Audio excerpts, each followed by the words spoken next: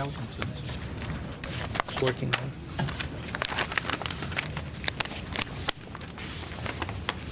Okay.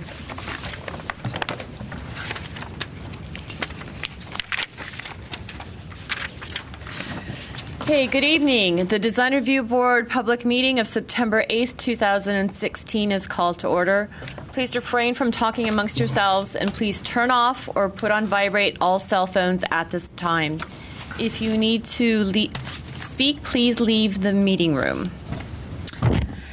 Anyone who wishes to speak, including applicants, is asked to completely fill out one of the sheets by the front door and submit your name, address, and the project case number for the record, and submit it to staff in order to be able to speak once the project is at the dais. Anyone who wishes to be renoticed in the event of a return for redesign about a project must completely fill out one of the postcards provided at the table by the front door and submit it to staff to receive notice of subsequent meetings. Current Design Review Board agendas are available by visiting our website at www.glendaleca.gov. A handout describing the procedures of the meeting, possible board decisions, and Design Review Board appeals is available at the table by the front door. Please note that all appeals must be filed within 15 calendar days of the Design Review Board decision date. The chairperson may reorder agenda items at his discretion. In terms of a roll call, Board Member Benlian. Here. Board Member Charchian. Here. Board Member Malikian. Here. Board Member Mardian is absent, and Chairman Simonian. Present. Thank you. The report regarding posting of the agenda. The agenda for this meeting was posted on the bulletin board outside City Hall at or before 5 p.m. on August 31st, 2016. Next is oral communications, which is discussion limited to items not a part of this agenda. I have no oral communication cards. Neither do I. All right. And at that, there are no staff announcements at this time, and I would like to turn the meeting over to Chairman Simonian. Thank you. I do believe that there is an announcement by Yes, Board Member Malikian first. Mr. Chair, I would like to request a switch of a project, which is the Cromwell, because I am going to be recusing myself. I have worked on the project in the past, not with the current applicants or anyone, so I do want to be biased, and I may not be. So I do want to request that if that is possible. And I apologize if everyone's here or whoever's here for Cromwell. But The intent is to reshuffle the agenda. Reshuffle, so move that to last if possible. If not, then I would have to just stick around. Move out and leave you guys be until, if that is okay. And I'm not sure how many people. I don't have an issue with it. Do any of the other board members have an issue with shuffling the agenda? I was just only be concerned about speaker cards. I don't. Unbiased. I'm sorry. I said unbiased. I meant unbiased. The attorney corrected you. Yes. As they typically do. I apologize. I have an applicant, an owner, and one neighbor. That too. And so, all in all, I'm okay with it. And so, I'm okay. Okay. all right. Thank So you. that's what we shall do. Then we'll start off with the first case this evening, which is PDR 1604653. Mr. Azadi, do you want to take it away? Sure. Good evening and thank you. So the applicant is proposing to construct a new two-story, 3,200 square foot single-family house with an attached two-car garage located at 265 Edwards Place.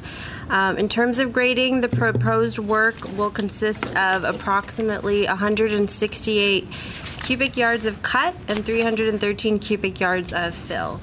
The property is comprised of two undeveloped lots totaling about 12,700 square feet and is located in the R1R single-family zone, floor area District 2. The project site's located towards the end of an existing cul-de-sac on Edwards Place, features an irregular L-shaped design, and is downslope from the street with an average slope of approximately 54%. The project site is a through lot with about 93 feet of frontage along the improved portion of Edwards Place to the east, and about 92 feet of frontage along the unimproved portion to the northwest. There is an existing wall that will remain. It's located along the southerly portion of the subject property and belongs to the adjacent neighbor, and encroaches onto the project site. The project site did feature one coast live oak tree towards the south of the property, and that is shown on the site plan. An arborist statement was prepared for the project by the arborist of record, Craig Crotty, and reviewed by the Urban Forestry Department. Due to structural issues that came about with the oak tree, it had a very large crack down the middle. The Urban Forestry Department granted removal of the tree back in May of this year due to safety reasons. As part of the project, the applicant's proposal does include 4 new coast live oak trees to be planted at the front of the property. In terms of site planning, the new house and attached garage are appropriately sited on the lot, featuring an L-shaped design that follows the topography and shape of the property. The attached garage is consistent with the predominant neighborhood pattern, with driveway access appropriately taken off the improved portion of Edwards Place via a bridge. The project features new drought-tolerant landscaping, compatible with the proposed Spanish colonial revival style of the house, and will maintain approximately 41% of the lot as ungraded open space. Decorative retaining walls are proposed, including a wall to the south of the house with a maximum height of 5 feet that will help minimize visual impacts to the neighbor below. As it relates to mass and scale, the neighborhood pattern features 1- and 2-story homes with an existing 2-story home directly to the north of the project site. The overall height of the new house is 35 feet, which is the maximum allowed by code. The applicant's proposal to build a 2-story home is consistent with the neighborhood and surrounding development. The building form and profile follow the existing topography by stepping down through the use of varying roof heights and an L-shaped building footprint consistent with the shape of the project site. The 2-story elevation will be most prominent from the south, as seen from the street. The massing is appropriately broken up through the use of stepped roof lines, a combination of flat, hipped, and shed roof forms, projecting volumes, balconies, changes in facade planes, and arched forms. Portions of the south and east facades feature 2-story volumes without the building setbacks that you would normally see on hillside properties. However, their distances from the property to the south help prevent the massing from being overbearing, and their design contributes to the overall proposal. In terms of architectural detailing, the house is designed in a Spanish colonial revival style with design elements that distinguish it from more traditional examples. The surrounding neighborhood features an eclectic mix of architectural styles. The entryway is appropriately integrated into the design and is set back from the street with a recessed wood door and side light. The new house features wood-framed windows and doors, a smooth stucco finish, stone veneer siding for the base of the house, clay roof tile, and a combination of wood and iron railings appropriate to the proposed style. To be more in keeping with the proposed architectural style of the development, staff is recommending that the board consider a condition requiring external grids for windows and glazed doors. Decorative paving materials in 3 styles are appropriately incorporated into the design, and the vertical wrought iron gates complement the style of the house. I've received 2 phone calls, inquiries about the project, and 1 email was received this afternoon, and a copy has been provided to you. They have some concerns about the design of the 2-story, the massing, and the height. That concludes my presentation. I'm available for any questions. Thank you. Do we have any questions for staff?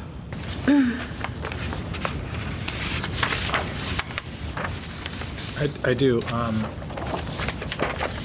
The house is at 35 feet, which is the max for the neighborhood. Is it measured at the lowest point as you're digging in, or is it measured at some higher level? I didn't get clarification from the Its lowest point, it comes out of the ground to the top of the... lowest point. Mm-hmm. Okay. Because it kind of builds into a gully. Right. Oh.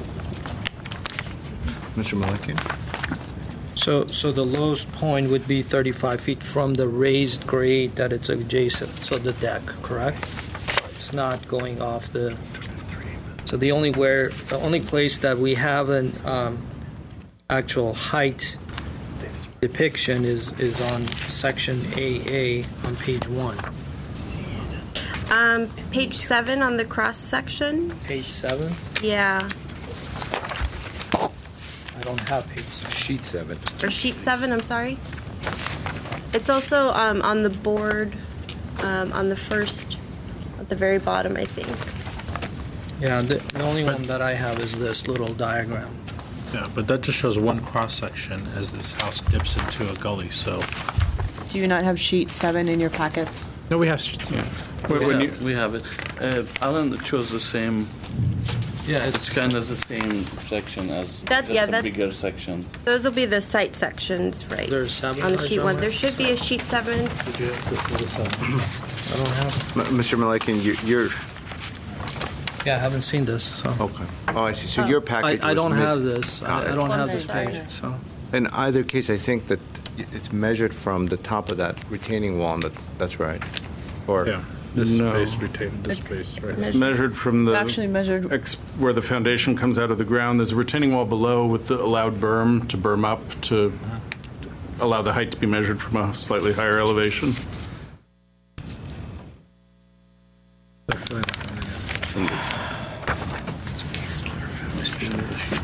No, that's fine. I'll look. yeah, it's lower level.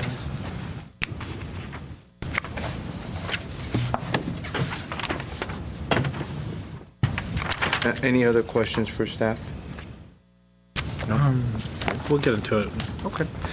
We have a lot of speaker cards for this project, so what I'd like to do is provide the applicant 10 minutes, and then all the public as well 2 minutes each. If you have comments that have been reiterated, if you would just say you're in support or not in support, but try not to reiterate comments that have already been made. But if you have new thoughts, please do share them with us. Insofar as the applicant is concerned, I have the architect, Mr. Nasrpour, and also the ownership. Combined, you have 10 minutes. So does the architect want to start off, or does the owner want to start off? Whoever wants to start up, come on up, introduce yourself, state your name for the record, and we'll go ahead and start the time. And from the moment you finish, we'll stop the time, and then what you have left, we'll pass on to the others. Okay. Good evening. Good evening. Your name for the record. My name is Peter Hatch. I represent my wife, who's here tonight, Francisco Martinez, Calixto, and 2 daughters, one of whom is here, Alexis. I just wanted to assert that we've been residents of Glendale since 2001 when we bought a house and lived in Adams Hill. We sold that house in order to reside in Europe for almost 4 years while my daughters studied music. But at the same time, we remained as residents of Glendale. They continued their high school education through a program called the Verdugo Academy. It's study at a distance through Skype and etc. They graduated with one as the highest in her class and the other very high. Congratulations. Thank you. We returned from Spain and bought what is known as the Castle in Glen Oaks Canyon. It was a very iconic building that had fallen into foreclosure and had been uninhabited for considerable period of time. We improved the property, brought it back into compliance. There were citations for building code violations, and at the present time it belongs to somebody else, but it's been brought up to code in every according to the city's requests. And so our intention now is to build a new house, the pictures of which are up there, in the very top of Edwards Place, which is actually only a very short distance on the unimproved Edwards Place. Our castle had, the back of the castle was on that part of Edwards Place, and so we're very, very close to where we used to live. And we did that on purpose. It's our intention to stay in the neighborhood. We love it there, and we look forward to approval of this project and building a house that we will live in. So that is mentioned in answer to people who seem to think that we are developers just developing anything we can find to make a profit. Not the case at all. We intend to live in our new house, and we look forward to that. There are a few other issues that I intended to mention, but I will leave out things like the oak tree that when we bought the property, we discovered a large crack in the tree. We pursued removing the tree because it did threaten the neighbor's property. And before we could bring that to completion, even though it was approved, the tree fell down by itself, did some damage, which we apologize for, but it was strictly an act of God. One thing that I thought worth mentioning, though, is the fact that on Edwards Place there are still sandbags in place in case it ever rains again after the drought, because apparently in the past water has flowed down the street and washed down and damaged the property below where we're building. And of course, we will follow every guideline and every requirement with a plan for the proper drainage so that this particular problem in the neighborhood will be solved with our new construction. Other than that, I introduce my architect for the rest of my 10 minutes, and our family looks forward to living in our canyon again. Thank you. Mr. Nasrpour, welcome.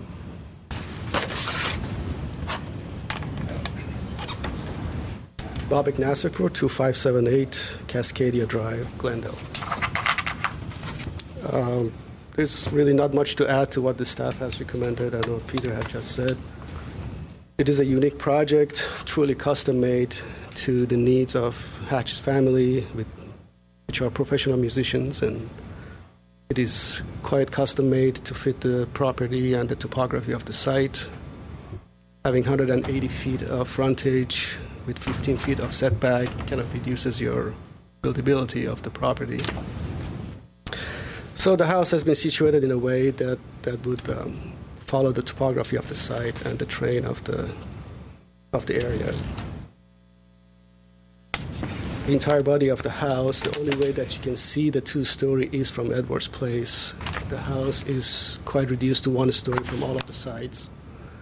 The 35 feet is really not noticeable from any angle unless you're standing in front of it and looking towards the gully. The style of the house is very compatible with the neighborhood. It has all the bells and whistles of a Spanish colonial. Two pieces, clay tiles, wood windows and woodwork and ironwork. Chimney to anchor the design. We have worked very closely with the staff to improve the design to be fully in compliance with the hillside guidelines, the zoning requirements, compatible with the neighborhood, the sizing, setbacks, and the height. And it goes without saying that the construction of the site will be in strict compliance with the city codes, stormwater management, and the fire department requirements. One thing to mention that building this house on the hillside is going to have minimal impact on the hill with 160 cubic yard of earth removal. I should also mention that there has been several flooding of the area, which has damaged the neighboring properties and the terrain of the land, and has endangered the indigenous trees that were on site in 2007. The proposal includes street improvements, sidewalks, and driveways, which is going to provide a barrier for the stormwater to get into the site, as well as the ongoing storm management within the property. I think this property will improve the overall neighborhood quality and is very compatible with the house, and it's going to give my clients what they deserve. Thank you. Some questions? Yes, please go ahead. Thank you. So you're positioning a new construction in between two homes and above several others. What considerations have you made in your design for privacy concerns? There is a limit to how far you can drop the house for access on the driveway profile, which is within the city codes. And we have dropped the garage as much as possible and lowered it from the street level. And beyond the garage, we lowered the body of the house for another 4 feet without getting into another story. I'm not so much concerned about the garage, to be honest. I'm very concerned about, and it makes sense now knowing that there's a musician, musical family, and so forth. Because when I looked at the design, there are areas that seemed that they're very open to gatherings. In fact, you call the entranceway, instead of an entrance, it's called a reception area in your plans. And so, in that reception area, if I'm wrong, hovers over your neighbor's backyard. So, when I ask about privacy concerns, have you taken those matters into consideration? Absolutely. And what screening or what other considerations have you made? As you can see, most of the railings on the public area of the house are solid railings, so really you cannot look into that area. How high are the railings? How high are they? 42 inches. 22 inches? 42 inches. 42 inches, okay. And from that standpoint, you cannot really look into any other properties, or they cannot look into the house, including the house above. And the lower deck is also 42-inch railing? That's correct. Okay, well, that answers my question. Actually, I think the lower one is 48 inches. 48? I'll check. You can look at the renderings and you can see the solid. Okay, thank you very much, sir. Good thing. Any other questions? Yeah. Unfortunately, I didn't have page number 7 in my packet, so I apologize. I'm kind of looking at some of the plans right now and trying to understand. I know the area really well. Certainly. So the question that I have, and I'm trying to understand this because every section that I'm looking at do represent a different condition for me, the way I read this. For example, number 1, page number 1, section A, which is that section, shows a flat grade here, and it shows like an extended deck. When I look at this section, which says section A, I'm assuming it's reflecting to this page, but it's not A, it's B. But this one is showing that there's a retaining wall, there's a filled section, and there's a lower section. I'm trying to understand this because when I visited the site and the poles, they look so close to the other buildings, and I'm understanding this with the sections, and I'm trying to understand what is going on around here, and especially like this end where I'm looking at this, if I don't see the property line where it's actually in reference to the retaining wall. It's right there, right where your finger is. You could come up, is by this the way. part of this, or If this you, is... you could come up. Would you like me to come up? Yeah, please. Yeah, please. there's a pointer stick. It'll just be a lot easier to communicate. So this is the property line, correct? So that's your property line here. This is your natural grade. And this retaining wall is, This one here. and what is this? Because that's, That's for the storm drainage. That's the dewatering pond. That's where all the water gets filtered. so there's another section here. No, it's behind this retaining wall here. Well, in front of Well, us. where's the building line? So this building line, this is that railing that we were talking about, which is right here. This plan does not show it yet. Sorry, would you mind speaking up into the microphone a little bit more so that everyone would be able to hear your conversation, please? Thank you. So what happens in here, you have access from the house, the back, steps up into the hall, into the outdoor walkway, Okay. which leads into the driveway. So that's what you see in here. Okay. Is Where, I mean, this is cutting right there, so, That's a little bit more this way, which you will not have the raised steps. So if you have the raised steps, then you will have a little short retaining walls, which is not going to be more than 5 feet. If you are behind here, we do natural grade, we're going to keep the level with the house at 974. so most of these retaining walls you're creating so that you maintain the 35-foot, your maximum height, correct? 35 feet is measured from That the point. lowest point to the highest point of the roof. Got it. So you can see Okay. the neighboring properties in here as well. That's the one down below, and this is the... And what's the setback from, do you have a dimension from here to the, I mean, this retaining wall This location? setback varies because 5 the feet? house... No, this is more like 12 feet. This is more like 15 feet. This retaining wall of the neighbor encroaches into our property, Got so it. you really can't tell where the property line is by looking at it physically. Okay. All right, thank you.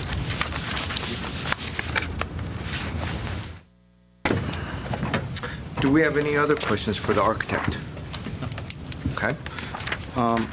There was some time left over because the questions that the board had for the architect put him over the 10 minutes. So do you know how much time was left over? Whatever it is, if I'd like to assign it to Francisca Martinez, if you're interested in saying a few words. And if you're not, you don't need to come up. It's probably around 2.5 minutes. Okay. So, Just Good evening. my name is Francisca Martinez and Peter is my husband. Just to mention that we lived in the canyon for 5 years and we really enjoyed living in this place. We love animals, nature. We love walking on the trails, looking at the hawks flying over our heads, and we miss very much to go back to the canyon and can't wait to build this house. Thank you. So, thank you. Next speaker is Jane Soloway. If you would come up. I'm not here to speak about. Oh, That's on Cromwell. I'm sorry. Next speaker is Meher Panosian.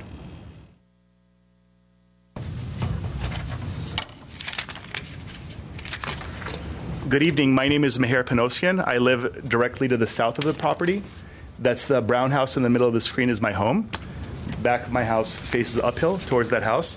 Thank you, Mr. Malekian, for coming to the property and looking at the staking. For those of you that have not had a chance, I took some pictures yesterday. You're welcome to look at them if you'd like. That's what my view looks like from my yard. I'm not necessarily against a home being built, but I do have some concerns about safety, practicality, and how such a massive structure will impact the neighborhood in my home.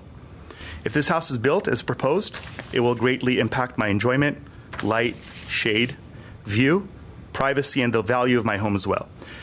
Based on the illustrations and staking, the house is very massive and tall, and it doesn't look like a single-family residence. The two-story hotel-like design doesn't match the charming character of the neighborhood, where most of the homes are low in height. The two lots they're going to build on are approximately 12,000 square feet, but because of the slope and the ridge-like long shape, it really feels more like a 6,000 square foot lot, which causes the house to really stick out. I noticed today in the design review staff report that the neighborhood key lists my home at 2,847 square feet, but my home is actually 1,988 square feet. I'm not sure if that was an error or an intentional misrepresentation, but I suggest this document is carefully reviewed to find any other subjective positions and inaccurate misrepresentations. The staking doesn't also match the illustrations of the home. The staking that I see is much higher than the illustrations, and the setback that's outlined by the staking is much closer to my property than in the illustrations. So this picture shows the staking being 1 foot away from my home. If you would wrap up your thoughts, because that was a 2-minute mark. Yeah, and I also have concerns about the water and the sewage. It has to get pumped uphill to Edwards Place. If there's a failure or power outage or shortage, I have to deal with the sewage and the smell. It's a 57% steep slope. It's not an appropriate location for their 3,200 square foot home. And please consider the what and the where and give us assurances that the safety and the needs of the neighbors are met. Have a good evening. Thank you. Next speaker is Elizabeth Ferrari. Hi, I'm CB Ferrari, Ding. but my legal name is Elizabeth. I'm a real estate broker, a member of the Glendale Association of Realtors, and I'm a new neighbor in the hood. I only have 2 minutes, so I'm going to make 7 very fast points. The massive size. I know it says it's 3,200 square feet, but if you include all the patios and decks, which certainly should be included by the way it's built, which are over 500 square feet right there, you're looking at a 3,700 square foot home. That's not even including the garage. And I don't think it also includes the reception courtyard. So that's something to consider as you look at this proposal. The height, 35,000 feet. 35 feet. Oh, sorry, 35. I got a little Okay. excited there. 35 feet. So an average, this basically would be about 3 stories tall, more than 3 stories tall in a real world. Also, I'm not even sure if they're allowed to build more than 2 stories because this neighborhood has covenants that each lot shall be used as a private residence and no building other than a single-family private residence and the customary garage shall be erected thereon. Construction of 2-story residence shall be permitted only on lots 5, 6, 7, and 8. This is not that. So I'm going to leave this with you, but I'm going to keep it for Can I just a see it, minute please? longer. Yeah, can I give it to you at the end? Sure. Great. The bridge driveway is very concerning. It's dangerous. It's not consistent at all with the neighborhood aesthetics. It's also, to keep in mind, it kind of hovers over the neighbor below, and there's kids there. So that is really, really dangerous. As well, they're using fill. Now, these properties, I had an inspector come out. I believe a lot of this little area is granite. So you're putting fill on granite and then a bridge. Think about that. The sewer, again, Mohair mentioned the pump. I think a lot of us have gravity for our sewers, so this pump is going to change the whole system for all of us, and we're all going to have backup. Hear it. Privacy. I know he mentioned it's private from St. Edwards, or from Edwards, but we're all on Sleepy Hollow, and he's a peeking Tom. He said there was a 42-inch gate, but if you're 48 inches, you can look right into any of our backyards and windows. Thank you. Okay. You did pretty good, though. I did pretty good. I got so much We more. do have a question for you, I though. want to see what you have first before I ask. So when I bought my house, Do we know what APNs this property represents? She's saying lots 5, 6, and 7. Is that part of this property or something else? That I can't say. Vista So- May. Is this a screenshot? I believe this is 5, 6, 7, 7. This. So they're not allowed to do 2 stories. I'm going to have staff look at this as well, along with From this. 30, right, Vista? It's my for Their microfiche. number- This is their Yeah. numbering system. So- We'll either make copies or get you these by the end of the hearing. It's 4, 5, 6. Yeah, actually, unfortunately, The back stack is. So We don't. this is them. This is Well, it says what the lot numbers are, which is what. No, we have it. You have that. You have that. We have it. Good. So, but we're okay to keep this. Oh, please do. Totally different track. We don't recognize it. and if you don't mind, before you leave the dais, if you can put down your name on that record, so since we are keeping it Yes, as part of yes. the public record, that Yeah. we know exactly who it came from. Thank you. Absolutely. I also want to leave one other paperwork with you regarding the commercial aspects. You asked about it being kind of a musical center, so to speak. Here's proof this particular applicant does public events in their private residence, which it's a really quiet street. We shouldn't have public events. So I'll write my name on both this one. I'll write it for you. and- Thank you. You got it. Great. Yeah. Thank you. Thank you. Next speaker is Jeanette Williams.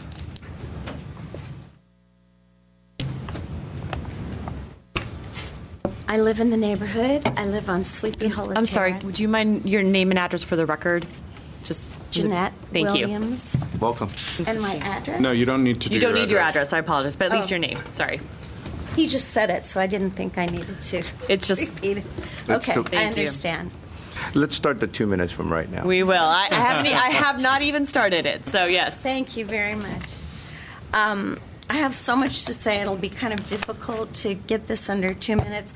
I do want to tell you that I'm aware of this family and the fact that they lived on Sleepy Hollow Drive in the castle and that they were not zoned for running a business out of their house, but they did. They sold tickets and advertised for people to come to their house and listen to music. And we're not zoned for that, and we certainly don't want that above our houses. The property that they're talking about building this house on is a cliff, and they're going to have a gangplank driveway. I don't know what they're going to do with all the rainwater that falls on their house and how they're planning to pump it up to Edwards Place. The sewage is going to be a problem. Our privacy is going to be gravely disturbed. That they're planning to put their house so close to Maher's house that if there was a landslide, it would probably kill he and his wife and his children. Not to mention the fact that they're putting balconies on two or three different stories. They're going to be peering over and in through their windows. They'll never be able to open their curtains. It's a mess. Sleepy Hollow Terrace has conditions of a covenant of conditions and restrictions as well. And our street has been very private for all of these years since '64 when it was built. And we really don't want to have the peeping Tom, as he said, in our neighborhood and in our homes. Thank you. Our value of our homes will be lessened as well. You're welcome. Next speaker is Gerald Rankia.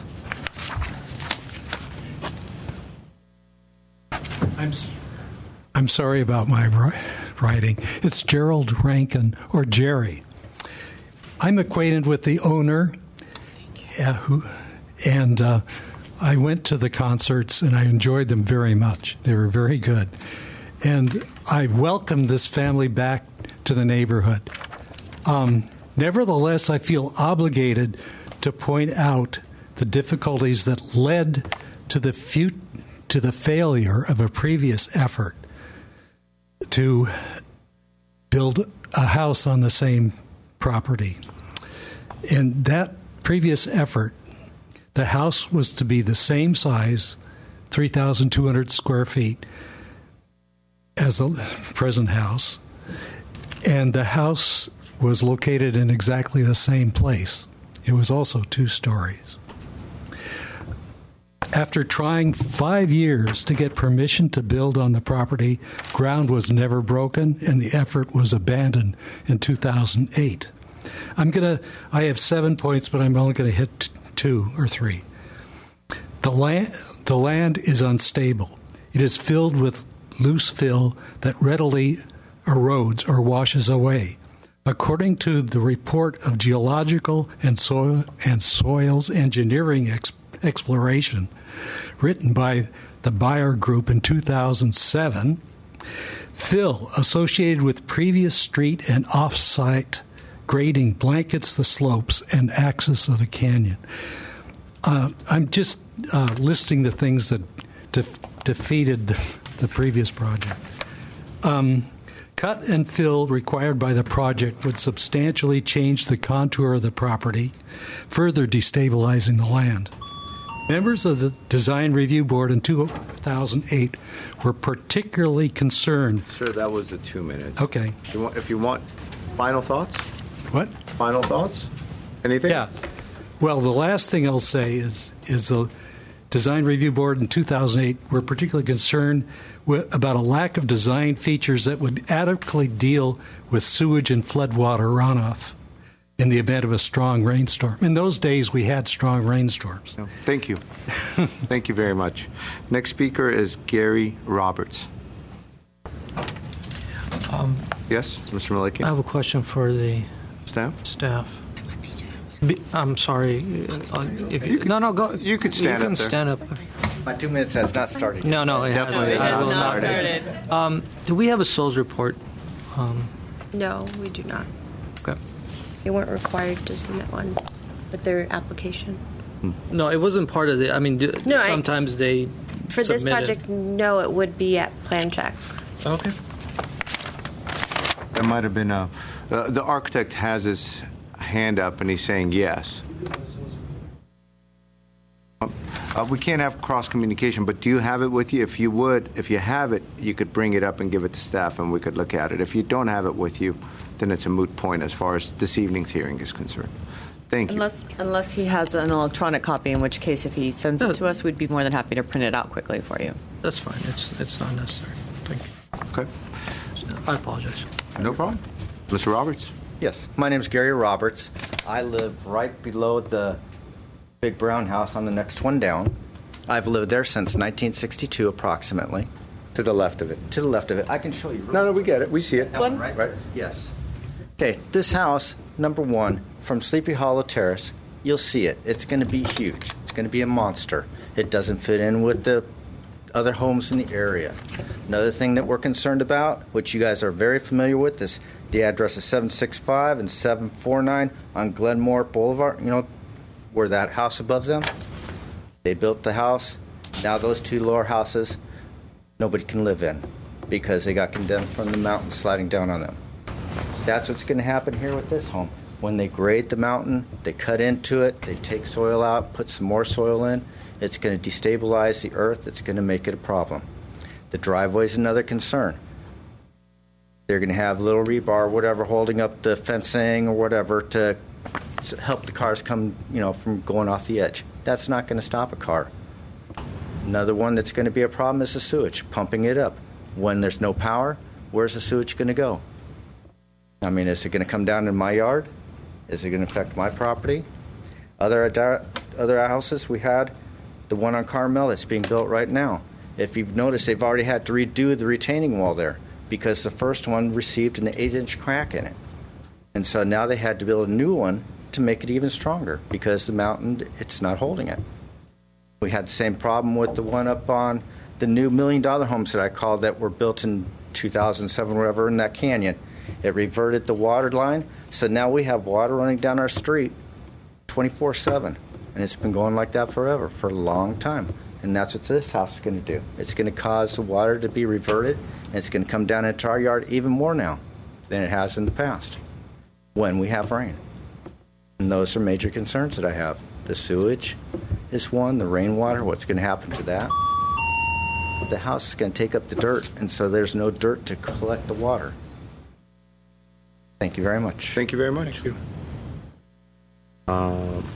Next speaker is Maria Panosian.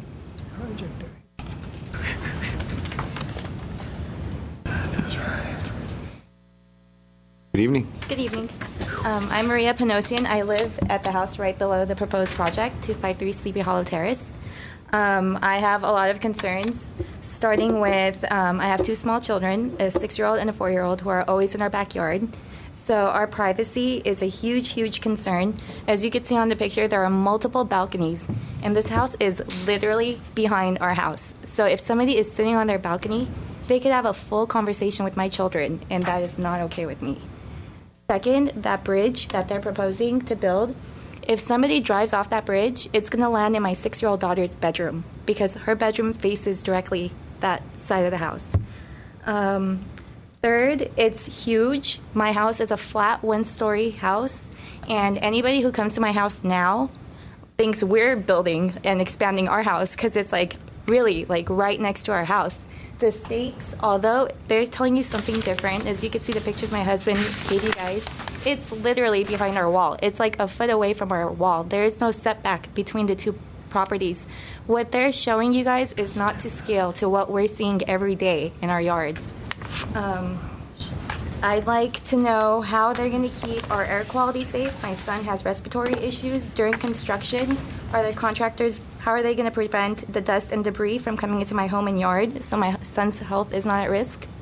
How are these heavy machineries even going to get there if there's no direct road or access to that land? There's going to be bulldozers and tractors. I don't understand how they're going to get there. Is that going to put our lives at risk? Are my children not allowed to play in their yard for the next 3 years while this house gets built? And the balconies are a big issue. I already said that. And just overall, our safety, our privacy, it almost makes me want to move out of my house because I just don't want this to be, I don't want strangers that close to my children watching them. I'm sure you guys could relate. Thank you. Thank you. Next speaker is Martha Roberts.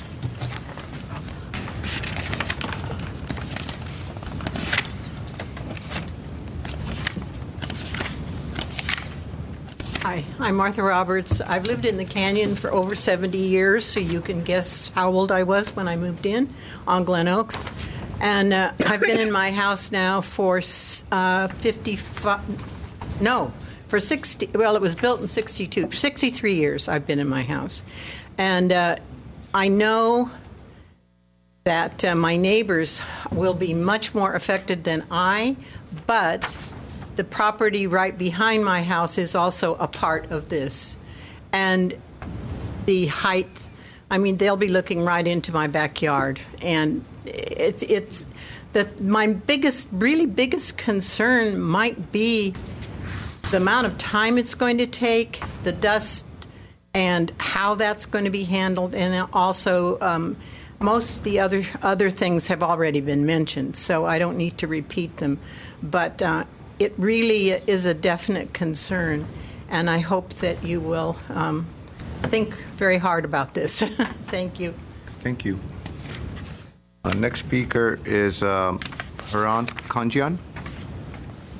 Good evening. Hello. My name is Haran Kanjian, and I live on 341 Edwards Place. Our house is by a dirt road that connects a developed or paved part of Edwards Place to the other side of the Edwards Place. And over Is it the house on the top left? No, you can't see it in this map, but there's a dirt road that connects to an Edwards Place. It's a very narrow Edwards Place that's on the other side. But my concern is primarily about the development of the canyon that's been slowly but deliberately has been going on for several years now, where we now see these guiding poles, I believe they're called, across the canyon where people are building, even on dirt roads where there's a tendency to pave the dirt road and extend it so more houses will be built. And there are a couple of empty lots. There are close to our house that are on sale, will probably be purchased and put for development. So not only development, I guess, is inevitable, but there has to be quite a bit of understanding and caution in approval and the type of structures that are going on these lands and how it affects the neighborhood overall. Water, electricity, traffic, increased traffic. So I'll just want you to be aware of your decisions today and how it will impact the neighbor, not only in the short term, but also in the long term. Thank you very much. Thank you. Thank you, sir. Next speaker is Mr. Ararat. Come on up and introduce yourself. I'm sorry, I'm unable to read your last name correctly. Hi, everybody. Good evening. Good evening. My name is Ara Simonian. I like your last name. Thank you. I live front of the property. My concern is a safety fire. In maybe 18, 20 years ago, we had a fire on hills. They said it was newspaper. It was saying very hard to fire truck go through. And concern why is that safety? They are we don't have a sidewalk in that property. They are going to be a safety sidewalk, yes or no? Also, that the street is so narrow. Me and neighbors, in Thursdays, garbage collector, and we don't park in the street because it's so narrow. Garbage truck comes, it backs up, it doesn't turn. My concern is for if what happened, if there is a fire, people park in the street, how fire truck they are going to go in that area to, save this. Thank you, sir. Thank you. Thank you. Thank you. I have another speaker that lives at 275 Edwards. I'm sorry. Come on up, introduce yourself. I'm getting Rod. Rod and Molly. There you go. Good evening. Thank you. Your name for the record. Anyways, I've been living... Your name for the record. My name is Rod Umali. Thank you. My house is actually basically adjacent to where this construction project is going to be made. I've been living in the house for almost 10 years, and I love my place. And aside from all the things that were mentioned, I just want to point out the most major things that really concerns me is that my personal concern is the proximity of how this house will affect the privacy of my house as my windows overlook towards the mountain. I know, like that's all cosmetic in terms of just view. I have no power over that, but in terms of just the impediment of natural light, that house is a living space of my master bedroom and my living room. It's just really proximal. Basically, where the stakes were driven, I'm like, wow, this is really close.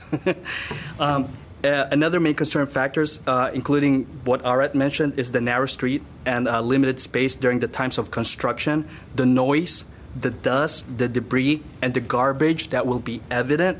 Let me add to this, I have two kids. They're age 2 and 9. They have moderate allergies as well. My 9-year-old takes albuterol, a pneumatic device, and so I'm just really concerned about all the dust that's going to be present in the environment. In addition, the construction, the demolition, the excavation, how this will affect my property and also the property below Mer's property for possible damages. So again, aside from what's mentioned, I support everybody in terms of the community concerns as well as my personal concerns. Thank you. Thank you. Is there anybody else? Is there anybody else in the audience that would like to speak on this case? Because I don't have any more speaker cards. Okay. With that, we'll ask Mr. Nasipur to come up for a rebuttal. If you would address some of the concerns that were brought forward by the neighbors. I know there was a recurring theme about how the sewer is going to be dealt with. There were questions about privacy. There were questions about fire access in the case of emergencies and other things. So this is an opportunity to kind of address those comments. I appreciate that. Several issues that kind of recurred. Name for the record, I'm sorry. Babak Nasirpur, 2578 Cascadia. I think the first issue was the amount of grading. I mean, we're building houses in Glendale with 1,500 cubic yard of grading on a hillside. We proposed 160 cubic yard of cut, which is quite minimal to build on a hillside in Glendale. I cannot help with generating dust during construction, but we have tried to minimize amount of grading and generation and duration of grading and excavation. Second one is sewage and drainage. It's a downhill lot. This is a problem that every house built on a downhill has to face. We do have a manhole on Edwards that we can redirect the majority of the sewage to. And if need be, we can have the sewage ejection pump and the stormwater management pumped back to the Edwards. That is not an unusual case. Very quickly, so you're able to actually naturally drain some of the wastewater? Yes, please. There's a manhole right here. The invert is pretty much level, a little lower than the... So So certainly the second floor could naturally The drain. lower floor, yeah, the second floor definitely would. And then part of the lower floor and whatnot. So you're going to have the pumps for. If portion need of be, it. we have to engineer that and see if we can use the gravity to feed that. Okay.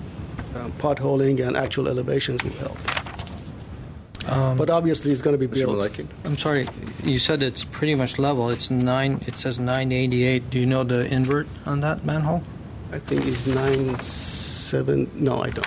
I don't want to be on record. Because for saying. your lowest level is 962, and the top of grade.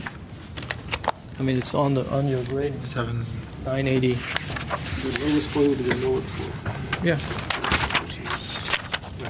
963, 962, and your top of manhole is 980. But the man's top. That's what I'm asking, invert. That's what I'm asking, so what the invert is. So I don't think it's like 25 feet invert. No, it's not. I think it's about 12 feet or so.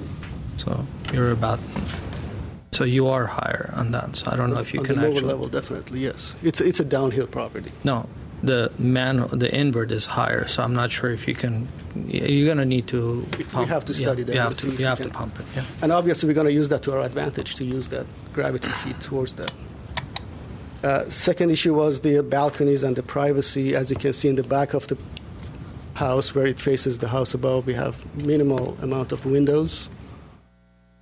On the house that is exposed towards the neighbors, we're setting back all the exposure on the windows with balconies, overhangs, solid railings. The concern that the neighbor has about looking down into the backyard, I can walk on the street and look down there. This is nothing different than Edwards Place. And I can stand there and talk to her children if I had to. As far as the values of the property going down, I don't think that's a proposal that would have any effect on market values of the property. The size is allowed by the code.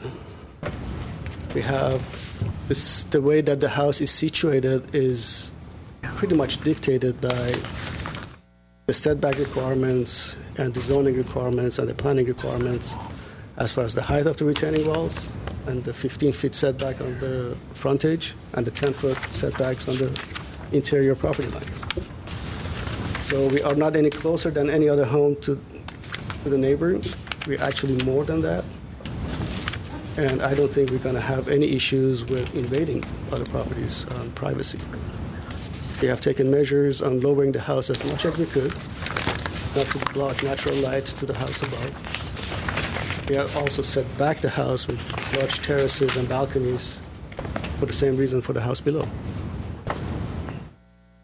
The other issue that was about the soils report. We do have a soils report.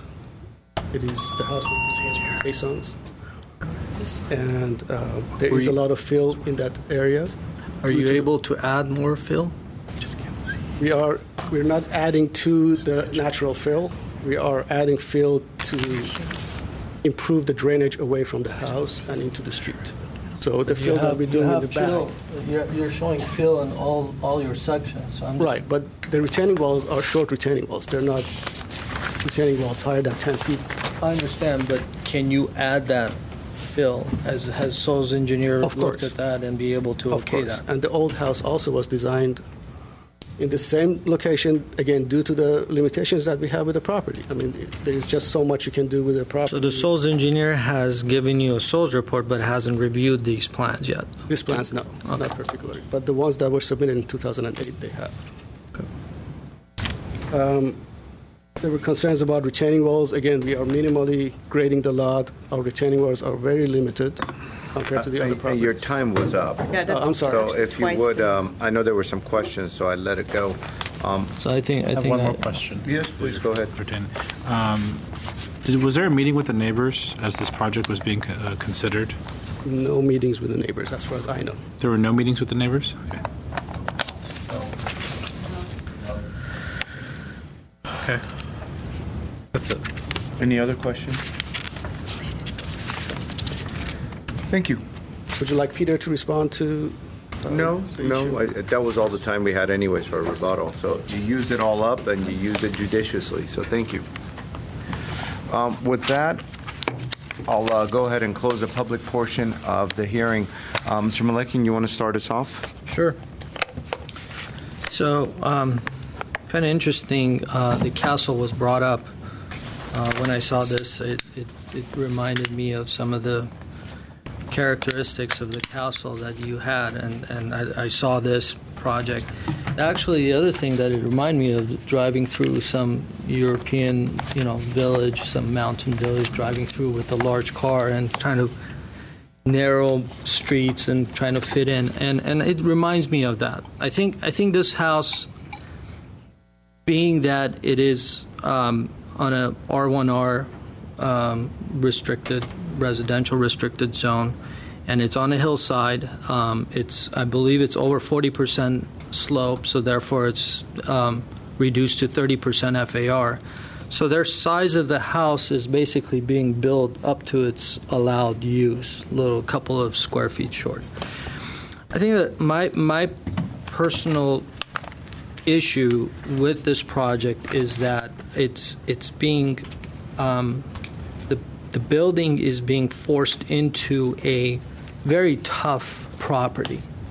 It has a lot of different conditions that you would see in a normal, ordinary hillside lot. That it's a downhill. It's in a L-shape formation. It's sloping substantially, and it's being forced to be pushed against two homes, where on one side of it it's literally being built right in front, and the other side is literally being built about 10 feet away from the existing, and being that the retaining wall is back. So being that it feels like all the require or all the allowed zoning requirements are pushed to the limit in this project, from the height, by raising the grading to be able to allow the 35-foot to work with the slope of the driveway, to this square footage of the house, to the lot coverage. I think in all aspects, this project needs to be kind of revisited and looked at in a much smaller scale, in a scale that the site is not the 12,000, but it's in a smaller scale. As the site turns, I think it becomes unusable space to be able to use this building. In my opinion, I think this section of the property is what needs to be looked at, rather than wrapped around like an L shape, the way it's designed. I think as it's coming around, it should be in more scale in keeping with the lower building, in my opinion, not to create the two-story volume that is coming around. The privacy, to me, is also a big issue. It was mentioned that some of the less windows are being placed on this side, but pretty much all the windows are being placed on the side that it's facing the backyard of the house itself. So I think, in my opinion, that itself needs a major overhaul, both scale, proportion, and the consistency of the style, the design that is being proposed. There's a lot of different elements there that it's creating this overwhelming mass that it's unnecessary, in my opinion. Floating bridges, floating cantilever decks, support with rafter beams, and different types of balconies, and it's just there's a lot of things happening to create these much larger mass, in my opinion, than it needs to be. So that's where we're at right now. Thank you, Mr. Malekian. Mr. Charchin? Thank you. I'm going to join in most of those comments. And first say that I think the overall design is a quaint design. I think that it is reminiscent of European villages, and I also share in your concern, especially in the great room facade and the two terraces that they have, the lower and upper areas, that doesn't quite fit with the overall design and adds a lot of mass at one of the closest points to the neighboring property. My concerns with the property are mainly the privacy issues. The soil and the construction, all that will be engineered and is outside the purview of DRB. But the design, as it relates to privacy from public spaces, is within our purview. And in this particular home, it's very clear that there's going to be a lot of public space that's going to be directly hovering above the neighboring property's backyard and looking into the neighboring properties, windows and such. And I think that even though there has been some accommodation in the design, and they've thought this through according to their response to my question earlier, that they have 42-inch railings on the top and potentially 48-inch railings on the bottom, and that they're solid railings, and so that they have thought of privacy from that perspective. Average person, an average adult is much taller than that. Right, and that I think creates an issue, and you can't escape that. Somebody gave us a printout that's been put into evidence about some of the music venues that people have. So they're creating in their own plan a venue for people to come over and enjoy the terrace, but at what expense? So I think that there needs to be some consideration about shielding that space from the neighbors, so that privacy and design work together. And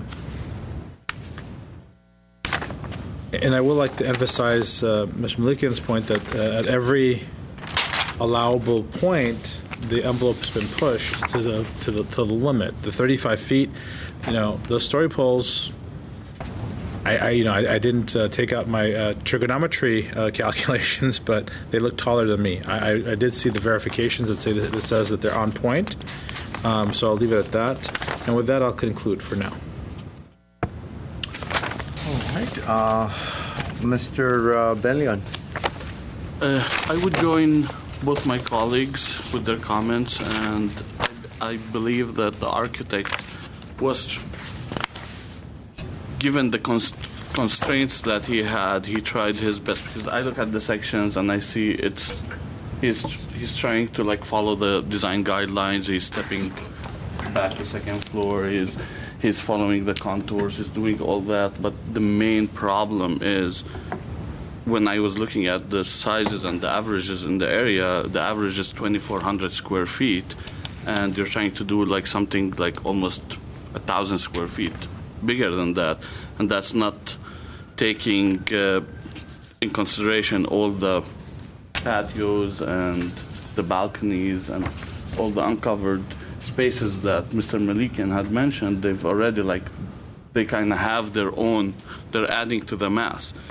So it seems to me that the size and the mass is the main two concerns, because you're looking at the site, which is 12,000 square feet, and you're building a 3,000 square feet house, fine. But the 12,000 square feet is not buildable when you have almost 60% slope. So you have 5,000 or 6,000 square feet buildable, and now you're putting a 3,200 with all the open spaces is close to 4,000 square feet on a 6,000 square feet. So that's why it's too massive. It's too close to the neighbors. I visited the site. The story poles are very close to the neighbors, especially on one side. And then I would also join my colleagues with the privacy issues. I mean, you have too many balconies, too many patios overlooking the neighbors. I mean, there's so many things to be looked at, and I think you start by reducing the size of this house and reducing the mass. Once you start doing that, and maybe Mr. Malikian brought a really good point, is where that L shape turns. Maybe that becomes a one-story. It becomes more sensitive to the property that's right next to it, and now you don't have that massive two-story that doesn't have the setback. They're both the first and the second story. They kind of follow the same line. So, is it good? Thank you, Mr. Brilliant. I have one other thing that I wanted to add, and this is in fairness to the applicant. We've been given some photographs like this one here, which depict the backyard of the adjoining neighbor into the street. And I want to just clarify for the record, we mentioned it before, but there is an encroachment issue here. So there is about a foot or two of encroachment, which adds to that effect, I feel. In other words, the neighbor's so when you're in the back, encroaching the neighbor's property line is encroaching a little bit. So when you're sitting in the backyard, you are looking at it a little closer than it actually is, because there's comments about it being a foot or two. So in fairness to the applicant, I am in my evaluation thinking about that, and wanted to just put on the record that yes, I am considering the fact that the actual setback to the property line is probably spot on. Spot on, but it just feels that it's not because of the fact that the backyard is, over the years, I guess, encroached into the neighbors. And the other thing is with a 5-foot setback, it's hard to shield with landscaping and a lot of other things that we've utilized in the past to provide privacy, and that's also a concern. But there isn't the ability to do that effectively. Thank you, Mr. Charchin. Thank you.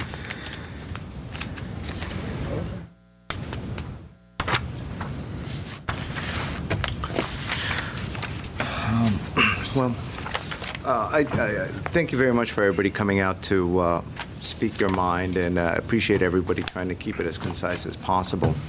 I'm going to direct a lot of my thoughts really to the architect at the moment, because the idea is to try to help the process as much as possible and to give guidance.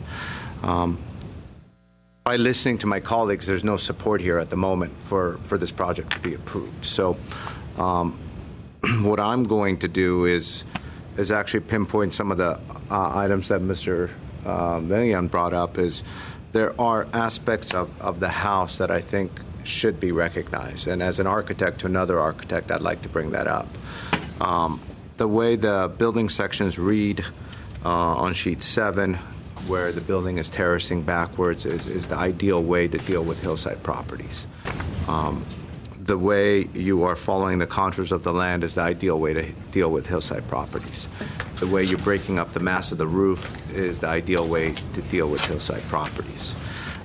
When I look at your material board and the way you've specified the specifics of the wood frame balcony with columns, which is very much of a Spanish motif, along with roof rafter details, the wood windows, the wood sills, the way the beams work, the detail of the tiles. These are all extraordinary details. We don't see these that often. So I'd like to point that out and to say that the board does appreciate that, and I appreciate that. So job well done on those things. I also believe one of the board members mentioned it, and I do think that the program that was given to the architect dictated a certain amount of space and a certain use for the space, and that's somewhat apparent based on what I'm seeing, and as I was looking at the package, the great room was a bit of a mystery to me. Why is that great room right there? And then now I understand why the great room is there, and I don't blame the owner for wanting the great room there. However, as designed and as discussed, it does create challenges. And so that is, I think, the essence of it, because if you get rid of the great room and you move the second and third bedrooms where the great room is, all of a sudden you don't need that L piece. And all of a sudden you don't need those balconies. And all of a sudden you're not really wrapping the building in an L shape. On the flip side, even if you do a very modest 1,800 square foot downslope property where this is, and just kind of between the two properties to the north and south, it's still going to very much affect your house. No matter what is built here, even if it's an 1,800 square foot home, you're going to have this huge 30, 35 foot building next to you, and that's the height that's going to end up at. Because of these downslope properties, that's what occurs. And that's also something to acknowledge and understand, is at some point someone will come and propose a house that will get approved that's smaller, but then it's just going to create that. So that's something to think about. Architecturally, it's very hard to design a home that will not impact the privacy of these neighboring homes because of the certain situation of this unique lot. So I don't really need to discuss the problems that were stated earlier. It's been said, it's part of the record, but I did want to acknowledge the positives that I saw with the design, because I could tell a lot of effort had gone in to try to really do the best that the architect could do based on the program that was presented. So I thought that was important to point out. Steph, can you go over the conditions and thoughts that we have at this point in time? Actually, before, if we can, I have a couple more thoughts and one question, if I may. Has staff or Urban Forestry looked at the landscape plan? You have looked at the plan, their proposed landscape plan. Yes. So you're okay with them proposing 4 oak trees along the street side, one next to a giant retaining wall that it's against the building. That was awesome. The 48-inch box oak trees that are placed along the street side. I didn't know they would be 48-inch box. It's 24-inch box? 48-inch. Okay. Then I hadn't seen that in the design. And for the most part, these things get moved around quite a bit. And I certainly am willing to work with the person, as well as their arborist of record will work with them and put in the trees in the correct location. Okay. Yeah, because they got one right next to between the large retaining or the deck on the north side of the building, right by the driveway, and then there's 3 in the front, along the front setback. But they're too close. I mean, I don't think they will survive. I don't know if they can in this kind of a condition. I don't know the soil condition, but that's one question. And it might affect the retaining wall as well. It may affect the retaining wall. So I think a visit to the landscape plans is necessary, in my opinion. And I think one more kind of an added direction to the architect. If I put my hand over the great room and the driveway and that section, everything to the left, to me, is very consistent as far as the design, the detailing, as far as the character. It's bringing this rustic detail, rustic elements there. But as I lift my hand over... How about elevation or plan? I'm just looking at design. Elevation. Okay. I mean, I'm just like, maybe I should be a little bit more clear. If I put my hand over this section of the project, I think this portion is done very nicely. I think it's very consistent. But again, you still need to look at the privacy issues and other things. But this is a lot more consistent to me than when I'm looking at this. I think there's definitely a disconnect between portions of the building, in my opinion, that I think it creates an overwhelming mass, especially when you're on an uphill looking down and so close to the other property. And that great room that comes out, and then the terraces that come out is what's adding that mass for me as well. It creates so much mass that I don't know if it's necessary. And the other thing that I forgot to mention, the architect mentioned that this project has 150 cubic yards, and there are projects that are going to be 1,500 cubic yards. But everything is relevant. Those projects that are removing 1,500 cubic yards are in a large, over-acre, large properties. If a 10,000 square foot property is removing 1,500 cubic yards to be able to fit in, then we have a situation there. And in such a case, being that most of this is a fill, I'm kind of lost in understanding why there is a cut where there's so much fill it's showing.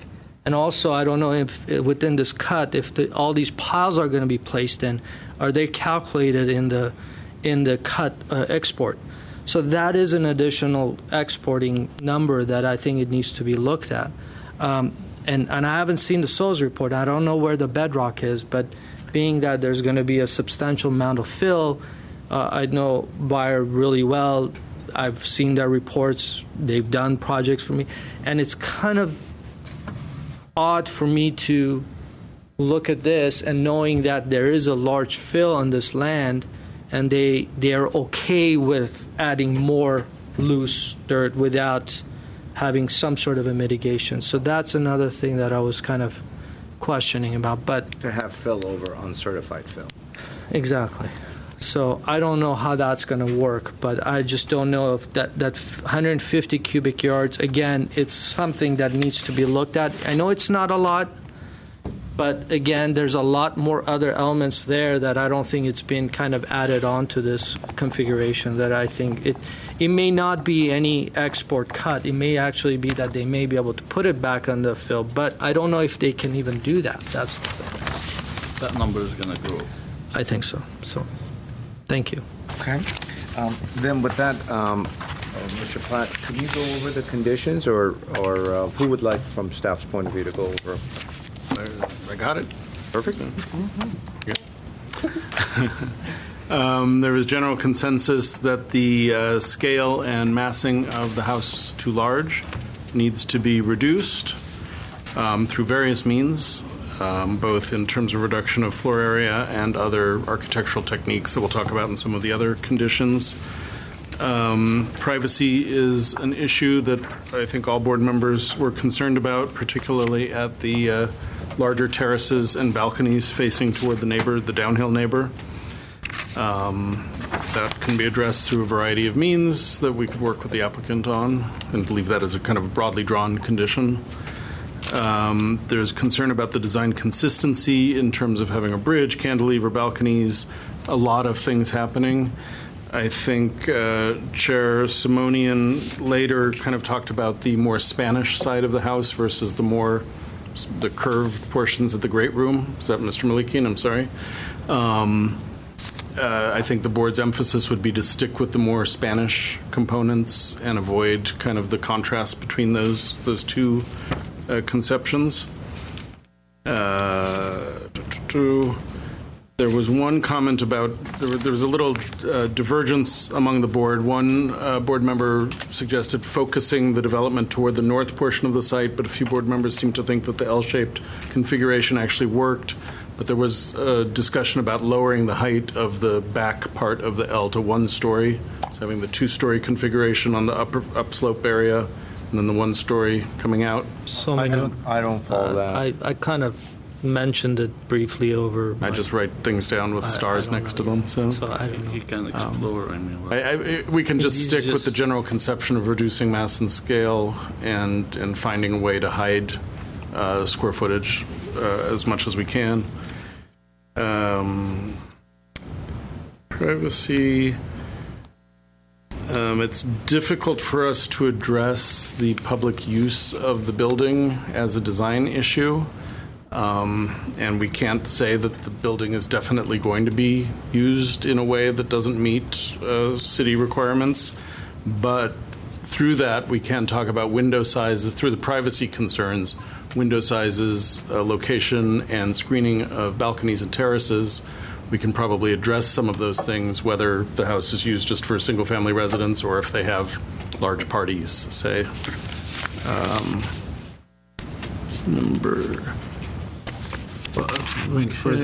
For the record, my comments on that were mainly as to the amount of mass that's created by those terraces at the point closest to the neighboring home. Okay. And the clear definition in the plans that this is a public space, therefore the privacy concerns are ones we can address. It's not from private space. For example, it's not a private... No, it's definitely, that's what I was talking about, addressing it through window sizes, through appropriate screening on terraces. And the mass will be addressed by thinking about using the Spanish style more than this kind of more modern, smooth area, the smooth stucco curved areas at the great room. Will be open. We're going to ask the applicant to revisit the landscape plan, to carefully look at the placement of the oak trees and also their box sizes. We'll work with the city arborist as well as the consulting arborist to make sure that that's appropriate. And We are going to ask that the grading calculations, we'll verify that the grading calculations include the soil removed for the drilling of the piles. And we will also, and I don't know, and Vilja or Vista might help here in terms of the soils report. Can we require a soils report or just? Yes. Okay, and I think I hear we should require a soils report from the board? I would like to see that. Okay. And through that, we'll be able to verify how the fill, sitting on the existing fill, is going to work and how they're dealing with that I issue. would highly recommend for them to check with Bayer with the proposed, whatever they come up with, so for them to look at that. Bayer's the previous soils geologist, or? I think the current geologist, I don't know if there is the previous or the current one, but whoever is the engineer on record. Okay, so we'll bring you a new soils report, though, based on the proposed, and then we can have the older. Well, the soils report is per the site condition, right? Mm-hmm. So what we want to know is if what they're proposing with the fill and all the backfills and everything, they're going to be okay with that. So that's what I'm trying to understand, if they're okay with all these retaining walls and dirt and other conditions that they're creating. So that's all, and it compares to what they're recommending in their soils report. That's all I'm asking. Okay. In other words, we don't want to make them go through the cost of doing a whole new soils report with these plans before they're approved, because the plans might change or the new proposed plan might change. Yeah, whatever they're coming back with, I think it's just a recommendation. To look at it and to basically say it overall meets the guidelines of the geotechnical report. Right. It would be good to have that. If not, then it's not a requirement, in my opinion. Okay, so we'll ask for the engineer of record on this project to review the previous soils report, assess the project against that, and provide some documentation that they either find it appropriate or they recommend X, Y. And that's everything I've got. Mr. Plow, we need to address the issue of the potential covenant issue that was raised in comments. I would just say that we think we have an answer to that. It's over here for the record. Correct. And we've been told by our city attorney that when it comes to CC&Rs and covenants, that is a civil matter, so that the property owner would have to address with the homeowners association and the CC&Rs, but that the city does not get involved when it comes to CC&Rs. Yep. Okay, so that's on the record. All right, thank you.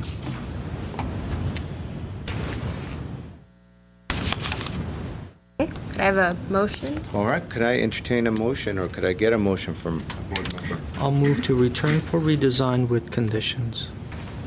I'll second. Okay. Board member Benlian? Yes. Board member Charchian? Yes. Board member Malikian? Yes. And Chair Simonian? Yes. Correct. Our next case would be the Califia case. Is that up? Yep. Great.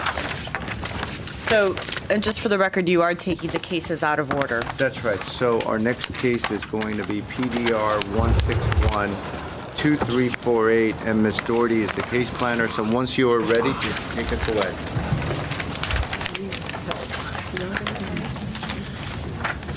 Which one are we doing, Khalifa? The last one. Oh, and those individuals that are leaving, actually, if you don't mind filling out a postcard just in case this case comes back before 6 months. And also, if anyone submitted any documentation, would you please come see me, because I will ask to have your name on any of the photographs that were submitted or any letters that were submitted. So we're doing... You're here for Cornwall also. Yeah, but I was involved in another project. Sorry. I was wondering with like a lot in Canyon. Okay, if you don't mind, just we'll talk about it down on the another back. You're on the back. Oh, very interesting. Name and phone number. Sorry. Get closer. No. Okay, if you don't mind, just to double check. One day. We were drinking after this opera stuff. Ms. Doherty, we're ready. Right, and we're just, unfortunately, we need just One more minute, please, and we're going to bring up on the map. I'll have to do it Okay, from and YouTube. they're actually finalizing their We have a contact computer. information on the. So, excuse me. I couldn't get email here. I'll have to just look it up quickly. Is that a disc? We could just. But it just give didn't us a work. flash drive. Oh, it didn't work. It didn't work. The disc didn't. 1840. Should I start? Well, how do we want to work the tech thing? This is for not this project. That's for Cornell. It's for Cornell, yeah. So we'll do it next. Yeah, that's fine. Thank you. Okay, are we ready? And this would be. Oh, okay. Let's see.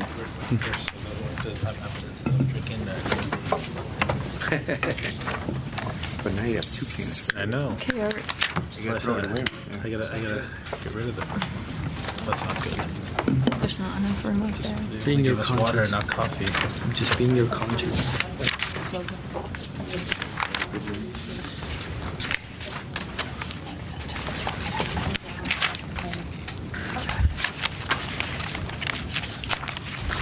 I'm trying to get close to the mic. Thank you.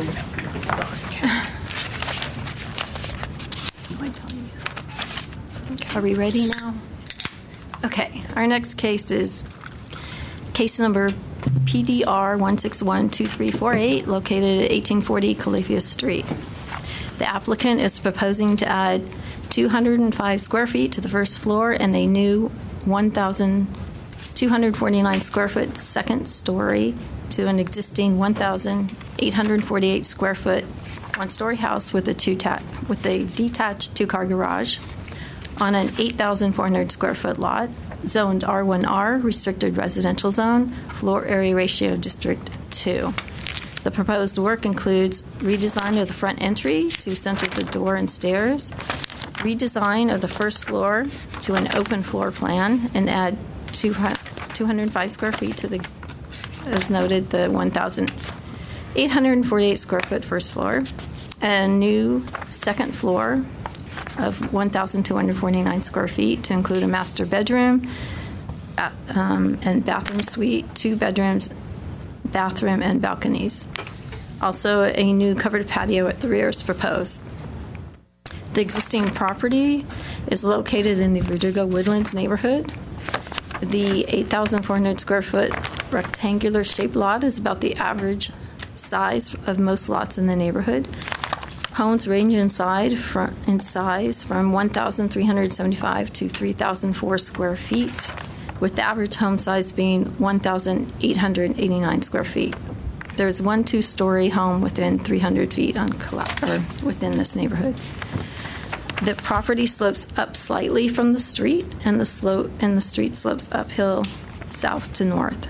The residence and garage were built in 1955, with the house located 15 feet from the street front property line and with a 10-foot wide driveway along the east side of the property. The detached garage is located at the rear of the property, which fits in with the neighborhood pattern of homes on this side of the street. There was a 136 square foot family room added in 1982. There are protected indigenous oak trees at the rear of the property outside of the proposed project scope, and our city's arborist has approved the development as proposed with no further permits. An administrative exception, case number PAE 1603077, was approved for this property last year to allow the existing 4-foot 8-inch interior setback to be maintained where a 5-foot setback is required. In terms of site planning, we found that the overall site planning is minimally changed. The front entry is relocated and centered below the new second story. The 205 square foot first floor addition is located at the rear of the house, and the new second story addition is appropriately centered in the middle of the house. In terms of massing and scale, overall, the impact of the addition size is mitigated by locating the second story a minimum of 8 feet inward of the existing first floor exterior walls. At the west elevation, clearly visible from the upslope direction along Calafia, a condition is proposed to further minimize the mass and scale and create more pleasing proportions by reconfiguring the rear of the house to significantly offset the second floor master bathroom from the west-facing wall, and to terminate the main hip roof at the rear of the master bedroom walk-in closet, creating a lower hip roof form over the master bath.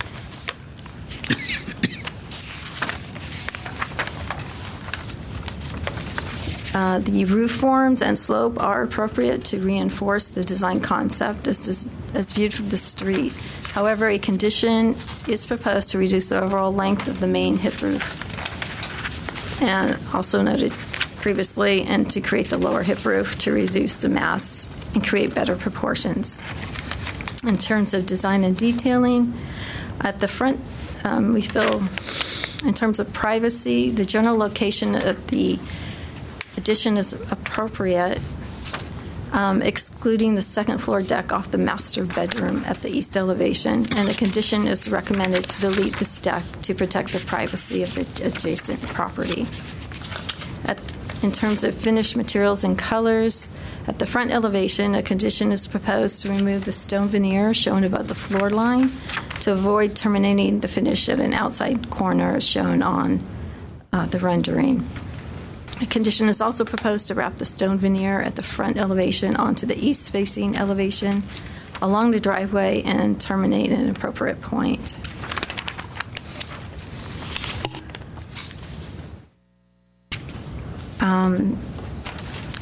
Most of those comments included the conditions. Would the board like me to go over all of the conditions that were proposed? Before you go over the conditions, can you just point out on the drawings kind of where the additions are going on with the pointer script? Because the drawings, the way they're drawn, is very hard for me to follow.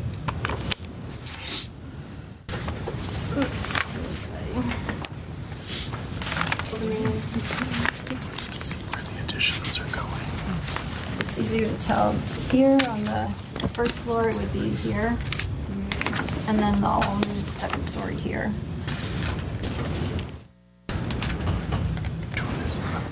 Here, the rear of the house to significantly offset the second floor master bathroom from the west facing. So let's see. So we have the as-built floor plan. That's the proposed for the second floor, so the bathroom here. We're proposing that this be moved over this way more to offset there and remove the balcony here.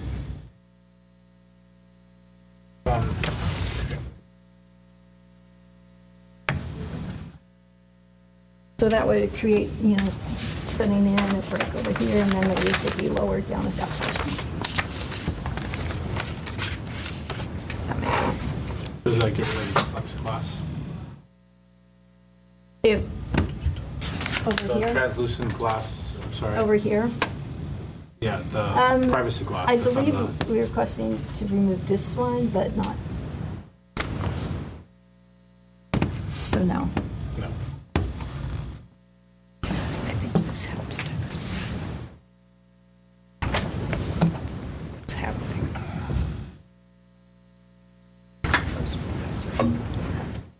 Staff, we didn't receive any comments from the neighbors at all, or? So, I'm sorry, were you done, Ms. Duarte? Unless you wanted me to go over all the conditions, which a lot of them were covered already. I do have some questions, though. Okay. So I noticed something a little peculiar on here, and maybe this is just the way it's done, I'm just not aware of it. So there's the 500 radius noticing document in here, and then there's a very detailed project information sheet. It's not a numbered one, but it's the one with the colored outline of the homes that have been put onto the survey list. Now, is the survey list typically, so my question is the survey list typically just straight down a particular street? Correct. It's Okay. It's actually 300 linear feet and then adjacent properties. Okay. And, So it's a bit different than the. And do we have? I'm just shocked, to be honest, that there isn't people commenting, given the location of the property. Have notices for sure gone out on this? Yeah. And the site was posted? All right. Yeah, it is a neighborhood we are familiar with. Yes, we are very familiar with this neighborhood. Okay. Do we have any more questions for staff? If not, we'll kind of proceed. And the first speaker is Randy Hua. If you would come up. And by the way, I also have a designer, Amit Wolf. So who would like to start off from the applicant's point of view? I'll start. Okay. Your name for the record. My name is Randy Hua, and I own this property along with my wife, Dana Hua. So I grew up in Eagle Rock, which is probably 3 miles away from this house. My wife grew up in La Crescenta, and which is obviously just up the street. We met UCLA, got married, and shortly thereafter bought this house. So we've been living there since 2002. 2001. So basically, most of our adult life has been living here. And, for us, it was a great house. We love the neighborhood. We plan on living here for the rest of our lives. But when you move in as 23, 24-year-olds with no kids, it's a little bit different than when you're in your 40s and you have 2 young kids and maybe expecting some more. So for us, it's obviously a big investment. We want to expand the house. We want to improve the neighborhood, make it look nice. And, we worked with Kathy for the last year. We were joking about this when we walked in. We started this process August 31st of last year. So we've gone through numerous phases as far as design. And, for us, my parents still live in New York. Her parents still live in La Crescenta. It's someplace we're going to live for as long as we can imagine. And we want to make this a house for our kids and a house for the neighborhood. So, thank you for your consideration. Thank you, Kathy, for this work, and thank you for taking the time. Thank you. Mr. Wolf?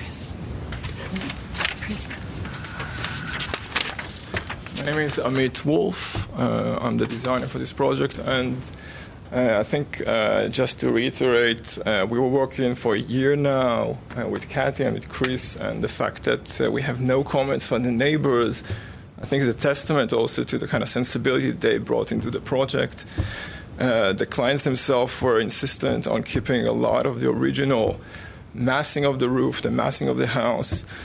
If you notice, our addition is really just some kind of a modulated blade that cuts and keeps away from the neighbors. Both we have, if by code we're supposed to keep up 6 feet from side yards, we have 15-foot side yards, 20-foot side yards. Just keeping that second floor and its shape to really keep in line with some of the design reviews ideas and kind of leading us through some of really the requirements of this neighborhood. So we really followed up with almost like a hidden code from this neighborhood. And I think the fact that we have no comments from the neighbors, it really testifies to that kind of process. As I said, the clients really were insistent upon keeping the craftsmanship and the craftsman style of the house, which meant keeping a lot of the existing. So if you look at, we have just down the street an example of how a comparable second-story addition would happen, kind of a box-like shape would appear. This is not the case. We're actually keeping a lot of the original roof. We're using a lot of that formal economy, keeping a lot of this existing, as a way also to keep some of the structural economy. So if you see that kind of shape that happens, also follows some of the original walls from the first floor. So it's not by chance that Again, we have these nice setbacks away from the neighbors. It's also a way to, keep the economy of the project in line, allow for enough square footage but not too much, allow for functionality, et cetera. But really the main issue for us was, first of all, massing, working really closely with the design studio for this year, for this period of time.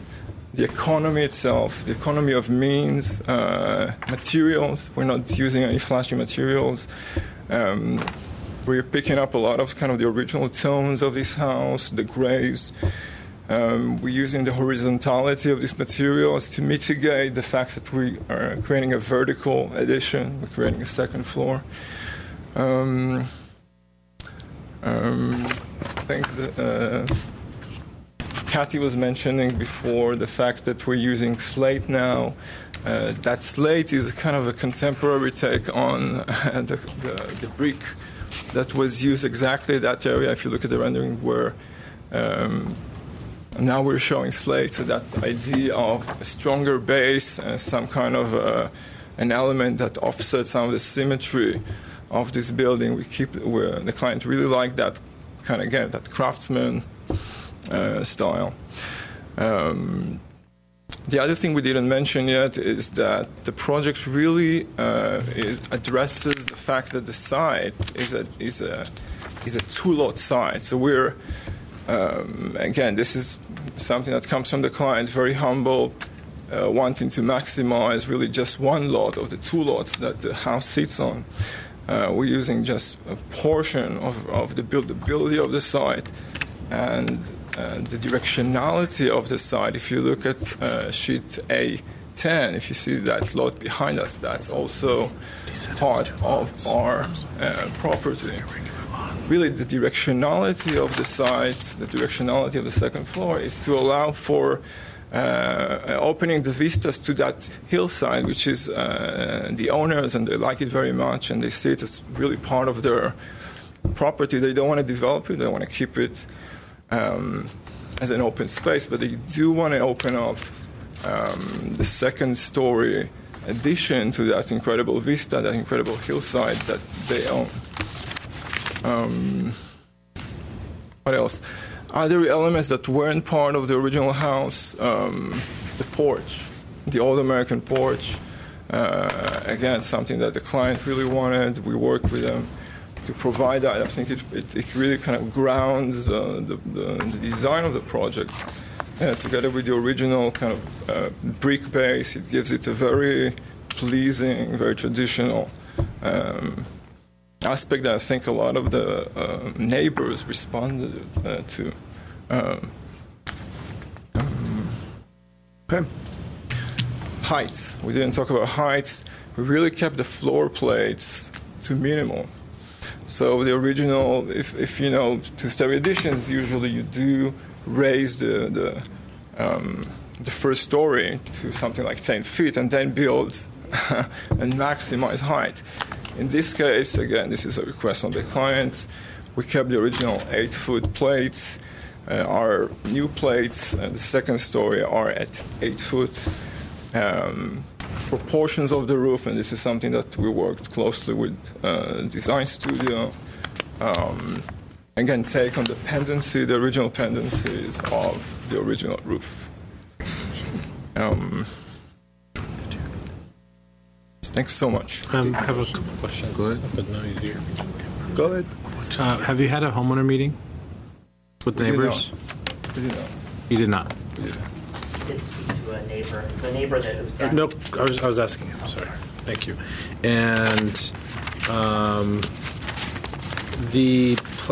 I keep calling it plexiglass, but you have it as It's translucent glass privacy guardrail. Is that's to provide privacy to the homeowner, correct? Exactly. Okay. And what's on the opposite side of that? It's for the neighbor's master house. bath. Is the neighbor's backyard, correct? So at that, it's about 45 feet away from that. 45 feet from the house. Okay. Yeah. Thank you. So very, very. Okay. we also have a privacy wall at 6 foot at another balcony. So it's really essential for us to keep privacy. We've been working, in the original house. They had they actually, if you go to the house now, in the attic, which is a serviceable attic, have a big window looking out to the neighbors, and we closed up that window. All our windows, looking both to the east and the west neighbor, are 6 foot going up to the plate, so practically providing perfect privacy both to my clients and to the neighbors. Okay. Thank you. I don't have any other speaker cards on this property. Is there anybody else in the audience that would like to speak on this property? Okay. So with that, do we have any other questions for the designer? Actually, I do. Mr. Malakian. So I appreciate you explaining a lot about your thoughts and everything, but there's some important points that staff has made. It's kind of interesting after 1 year that you get these kinds of major design comments. One is, and we're not going to discuss about the design. We'll come here. But one question that I have is, if you look at your east elevation, you're showing a 6 foot wall privacy. Yeah. And then, but in front of that, you're showing a roof that was the leftover from the old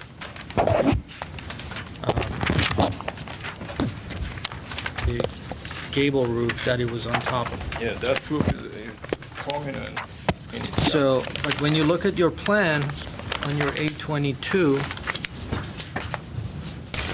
your privacy balcony is coming all the way to the front in line with the wall downstairs, so that roof doesn't exist. So you have this. I'm not sure I understand the design, the plan that it's there. So can you explain? So the privacy wall is this one. Yeah, it's this smart. It's a wall top. This one. It's not this one. Yes. This Yes, I understand. Yeah. And look at your elevation. Look at your east elevation. I think it's supposed to hang over. That's too close. It's also, it's not 6 feet tall. Where's the 6 foot privacy wall? East elevation.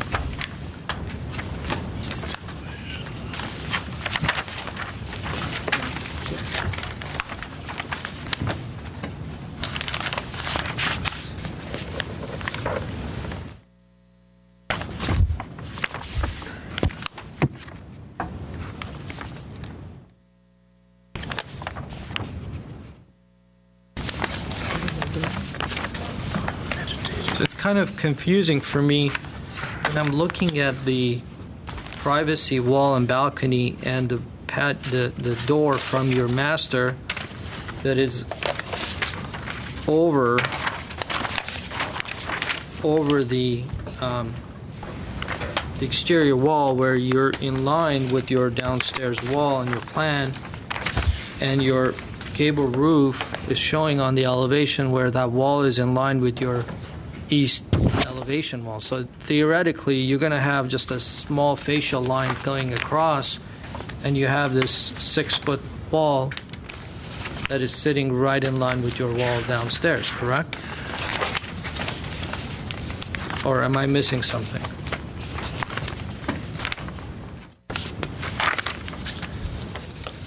No, you are right. There's, I have to look at this element again. But okay. The idea is really to I just needed to understand this because of the plan and the elevation. Okay. Yeah. No, there is. I'll look at this discrepancy. Yeah. Thank you. Have you had a chance to look over staff's conditions? Yeah. And a lot of these conditions were discussed during the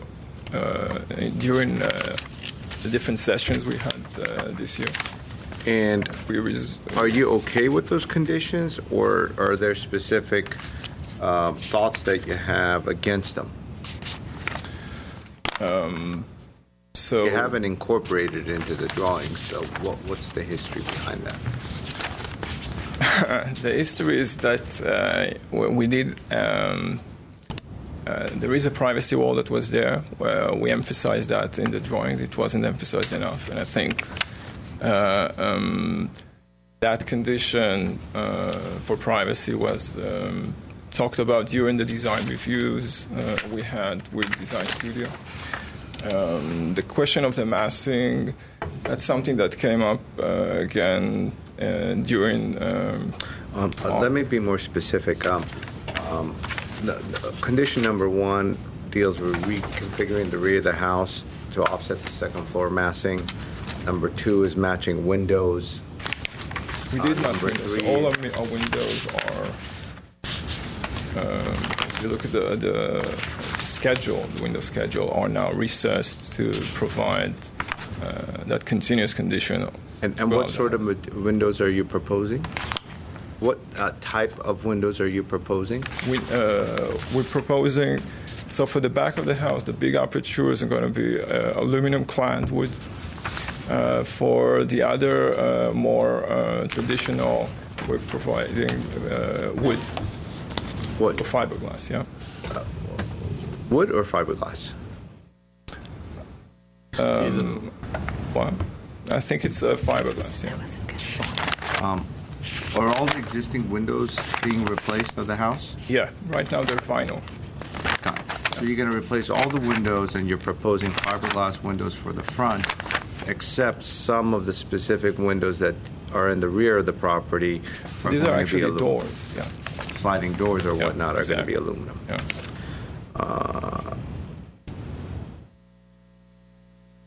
There's some comments about the stone veneer in the front and how it's a little higher, and as the stone veneer wraps around the side, the veneer isn't as high. And there was some thoughts to lowering that stone veneer so it wraps around. Any thoughts on that? We can do that. They're also asking for it to wrap around on the driveway side. Has that been considered? Do you see issues with that? I see no issue. I think a lot of these comments are we're practically taking a Design Studio as our lead designer on this, so a lot of these comments are acceptable, more than acceptable. Okay. Do we have any more questions for the designer or architect? One quick question. You mentioned that you're keeping the windows consistent, but then you're talking about 2 different types. So is it like one type? It's wood. For the schedule, it's wood. Not to answer the question, but it's wood and wood aluminum. There's no fiberglass on the schedule. So it is wood. That might be what's confusing you. Okay. It is wood. Okay. But it's, I'm so assuming all the windows are going to be replaced with wood throughout. Exactly, and where size doesn't permit that, we're going to use basically it's a wood clad. Yeah, wood clad on aluminum. So we have big apertures to the back. As I said, it's really important for us to keep. Are you sure about that? Because wood windows are very expensive. You've taken that into consideration? This is something that we're really following design Studio. So when you say the larger apertures, you can use an aluminum-clad wood window in a large window opening because it has an actual wood frame that just has aluminum cladding on it. That would be the ideal window to use consistently around the house, unless there was another. We're actually talking about the kind of the reverse. It's aluminum window. Right. With aluminum frame clad with wood. Well, that's only clad with wood with a thin veneer on the interior face of the window. The exterior is just aluminum. Is that correct? So in our mind, we're going to use wood throughout, so that will be clad from inside and outside. I don't think staff has ever heard of a window that's clad with wood on the exterior face of the window unit. Yeah, there's no such a thing. So it's either a wood window or aluminum clad, which it's aluminum with cladded wood inside. Okay, generally, they do that to stain, to paint, or whatever. But on the interior, yeah. Yeah, there's. But on the outside, it's the flat aluminum profile. It's the flat aluminum, yeah. Right. So all the windows are being proposed as aluminum clad with wood on the inside. Right. No, we're following Design Studio, where we can provide wood. We would provide wood where the apertures are large. We're going to use aluminum. But bear in mind that these large openings are not visible from the street, nor are they visible from any I realize that, and that's why I'm bringing it up, because as you say, you're using wood windows throughout the home and the front. That's very expensive. Fiberglass is less expensive. You have aluminum windows that are even less expensive than fiberglass, and then vinyl is the least expensive. Yeah, right now it's vinyl. Yeah, but that's a good point to consider. If we can use vinyl rather than wood. Well, I think it's either fiberglass. It's either fiberglass or wood. Yeah. Okay. Do we have? And we could discuss that. Any other comments that are questions that are coming up? Okay. Do you see this? So, Mr. Wolf, thank you so much. We'll go ahead and close the public portion of the hearing. Since there are no other speaker cards, we'll just, go to our deliberations here. Mr. Bentley, and you want to start us off? Sure. After reading the staff report, I kind of agree with staff on most of the items. It's a pretty nice addition in terms of like the massing and the scale from the front. And as the designer mentioned, he set it back on both sides, so it's far away from the adjacent properties, which is another good thing. Couple issues I have with which staff mentioned on, which is the west elevation, that hip roof, that mass needs to be broken up.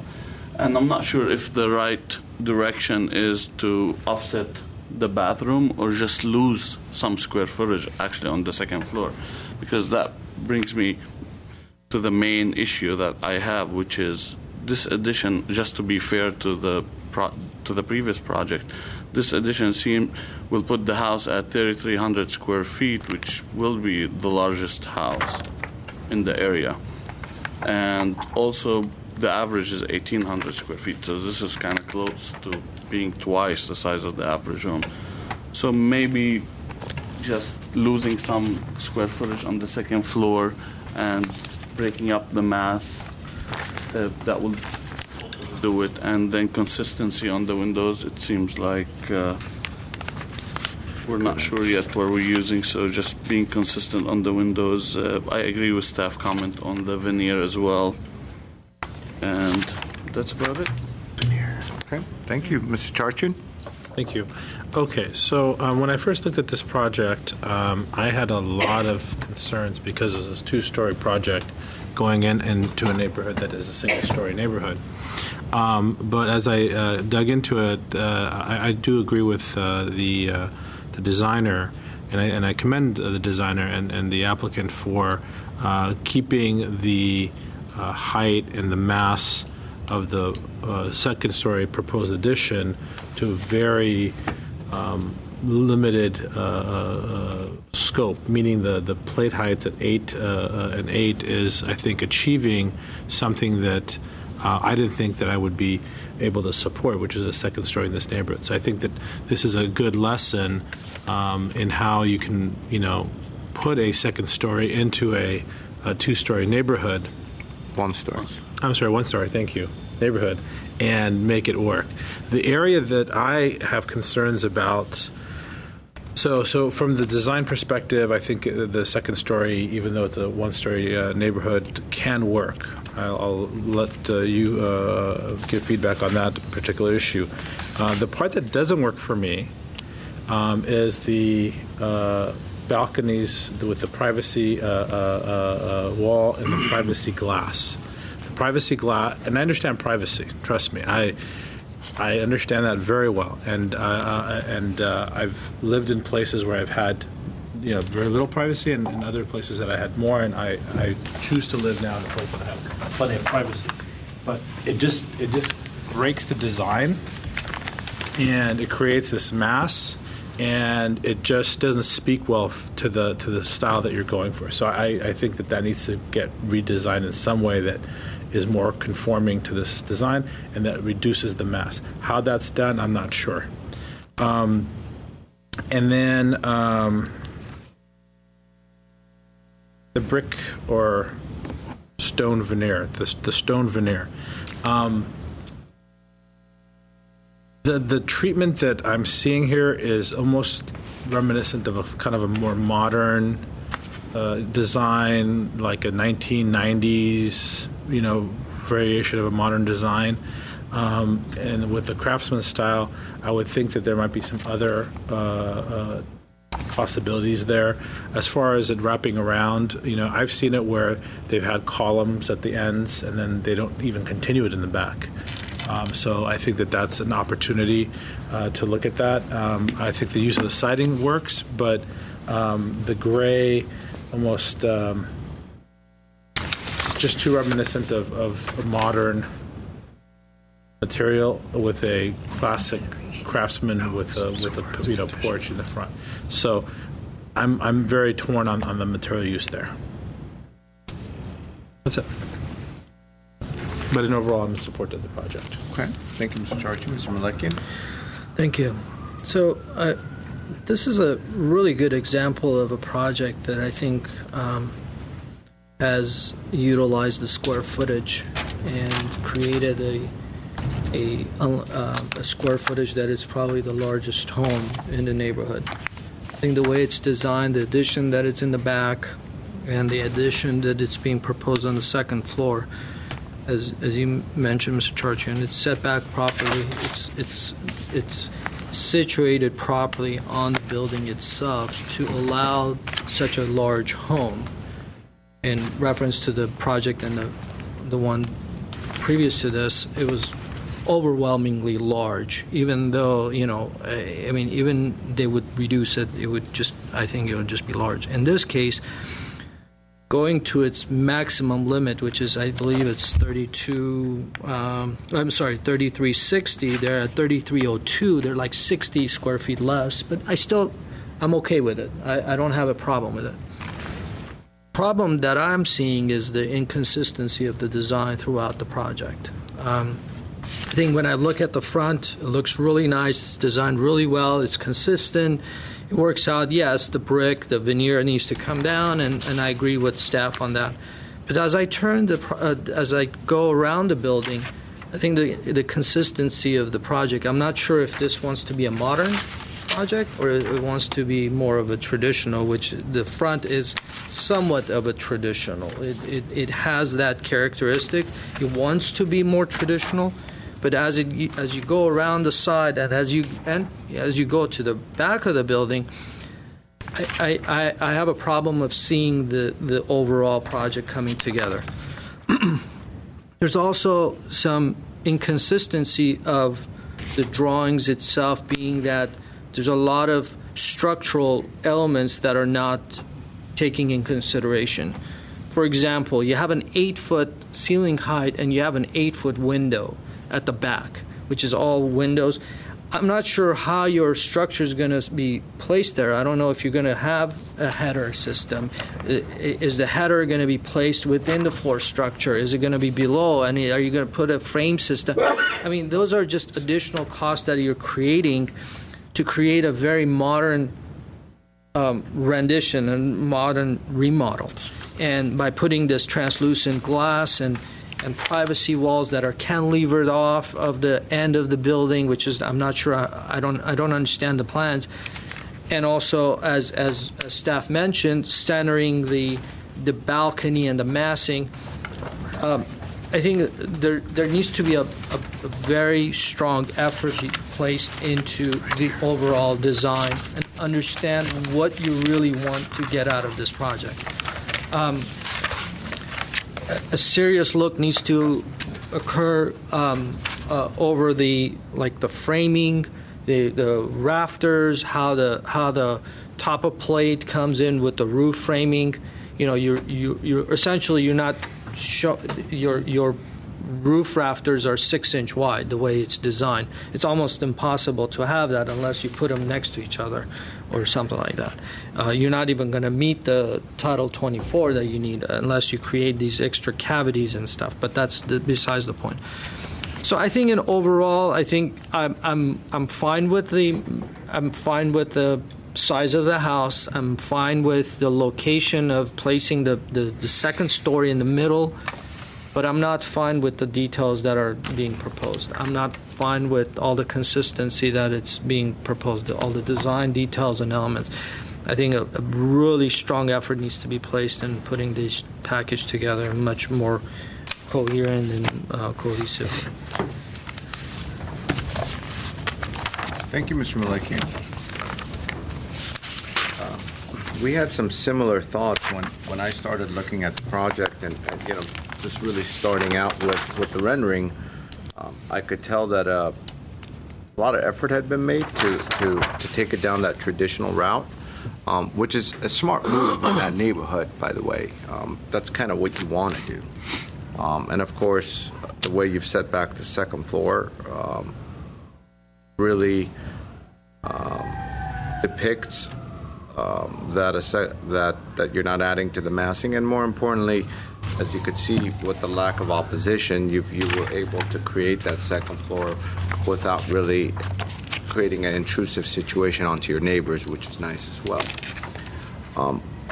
I also sense as though there's a need or a desire to have some modern aspects to this home, and that the traditional front was really instilled as a compromise, but in reality, you guys are looking for more of a modern home, and we have these awning windows and et cetera on the sides and the rear and the floor-to-ceiling windows, which are very modern in nature. So,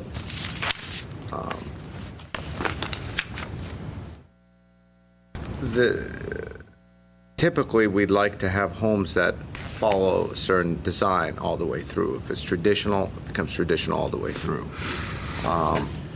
And if it's modern, it's modern, and et cetera. So this is kind of in the middle, and that's what Mr. Malakian is referring to.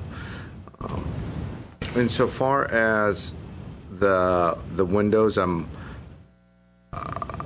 I think it's fine to have fiberglass windows in the front, and there might be some issues with some of your awning windows, etc. Those are more typically aluminum-based windows, so I'm not sure if you'll be able to do that. So I think it all really comes down to some of those unique windows on the sides, and trying to find manufacturers that make those and then try to match the rest. So it's going to be really hard to prescribe a window type, because we have divides in the front, and then we have no divides on the side, and on top of that we have awnings on the side, which is very modern and is typically an aluminum window. And that's why I was asking some of those questions. And we have quite a bit of conditions here. I think overall what I did hear from the board members is that the overall layout, overall mass, and the overall orientation of the second floor seems to work, and there's no issues there. As far as the general feel of the front, I think on the right side, some of that veneer could be moved down very easily, and there's no issues there. The designer already agreed that some of the veneers could go down the driveway side, and all of a sudden those are taken care of. I think there was overall consensus that the privacy component off that deck on the second floor needed some refinement, and so that's there as well. In order to address really the window situation, I think there needs to be a clear-cut kind of a direction. Are we okay with a house that's more traditional in the front and more of a modern feel on the sides and the rear, in which case? I think they need to pick. If they want to do traditional, they should make the whole house more consistent. If they want contemporary, let them propose a contemporary. I'm fine with either way, but let it be consistent. And by the way, just the interesting part about this is even the side elevations, if the window sizes and types were changed a little bit, it could have a more of a traditional look anyway. It's just, there's not really much to it because it's such a simplified traditional look. It's just literally some shutters, which wouldn't occur on the side anyways, and it is what it is. I think once they're done with looking at a lot of these framing conditions, and it's going to evolve. The design is going to evolve, and it's not going to be as it is drawn. And overall, I just wanted to get the board's perception. Is this something we're leaning towards seeing again, or are we okay with prescribing some of the things that we just described about and having applicant work with. I think what one of the biggest issues here for me, and I think it kind of came up in the discussions, is that there was maybe a miscommunication as to the window type, right? By evidence of the fact that there was a suggestion or thinking that they were going to find in the marketplace a dual-clad window veneer, exterior, interior. I've never seen it either.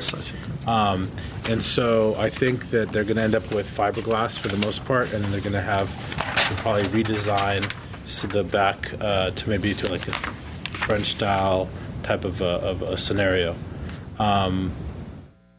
But because of the overall design of the home is fitting within the size and shape and mass and everything else, I could see staff with the condition that the windows need to be consistent with the style of the project that we see here, which is a traditional craftsman home, might work. If they choose to go modern, then I'd want to see it back. I agree with you. Right, and so that's kind of the thing is but what we are presented here is traditional. It has some modern flair, and so I think that we can condition it that modern flair has to be toned back, and that it needs to be conforming to the traditional design. Which is just replacing the windows with different types of windows, lowering the header height in the rear of the floor. I mean, there's quite a bit of stuff that is happening here that is going to change, in my opinion. I think there's a lot more, solid walls and proportioned windows, whereas this large opening, this very thin column and roof connection point, you have this really thin overhang of whatever that is, this floating balcony per se. So all of these things are a lot more contemporary, approaches. This floating piece, right, that is here does not work with what's going on here. Yeah. So I think that definitely, quite a bit is going to change if they do decide to be consistent with the front, but. Well, okay. That would be their choice. But if we're prescribing... No, I agree with Mr. Charchin. If they do follow what they are proposing in the front, I'm fine with approving with conditions and let staff deal with that. If not, if they come back with something modern, it would get kicked back to us. It kicks back to us. If it becomes modern, then... That's the problem. I'm trying to visualize the mechanics of how that would occur.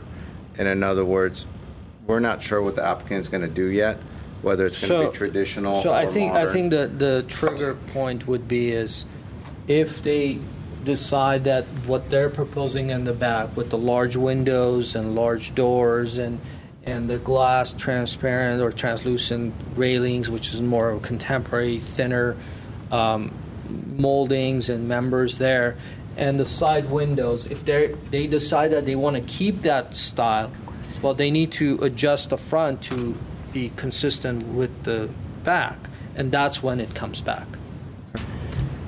Well, the condition would be that, I would imagine the condition would be that have the project be consistent on the sides and the back with the design in the front, and if that condition is not met, then it is not met. Yeah, that's our normal process. Right. And I saw some nods from the applicants that they'll probably go traditional. I think your carrot stick situation is powerful. And well, it's that we're not trying to prescribe design again, and that's kind of why we're having this tussle, because they have the choice of picking either. Yeah, they can come back. That's not the issue. But of course, we don't want to tell them to come back to show us, the traditional. I don't necessarily think that we need to have it come back so that I can look at the sides and the back looking at traditional like the front. I think staff is more than capable of making that call with the conditions. That's just where I'm coming from. Okay. So I think we've identified the mechanics of it. We're starting to formulate a motion.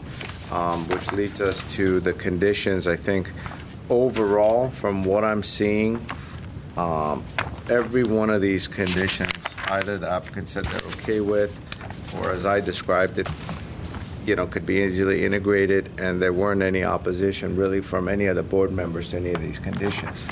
So, can I ask a question? Of course. On that? Regarding the decks, we had recommended, staff recommended on item 3, where board member Malikian was questioning how this privacy and how the roof was working. We had actually recommended removal of that deck because it was closer to the adjacent property. We didn't recommend removing the one near the bathroom off of the master bath. What is the board's feeling on that? My comment is that the neighbor has not come to speak on this item, and they do own the property to the rear as well, so it's quite a bit of backyard. And so I don't particularly have an issue with that balcony. Now, there are 2 balconies. So I can give my thought on that, because if we do remove, then I think it will be a cost savings, because that's going over the existing roof framing.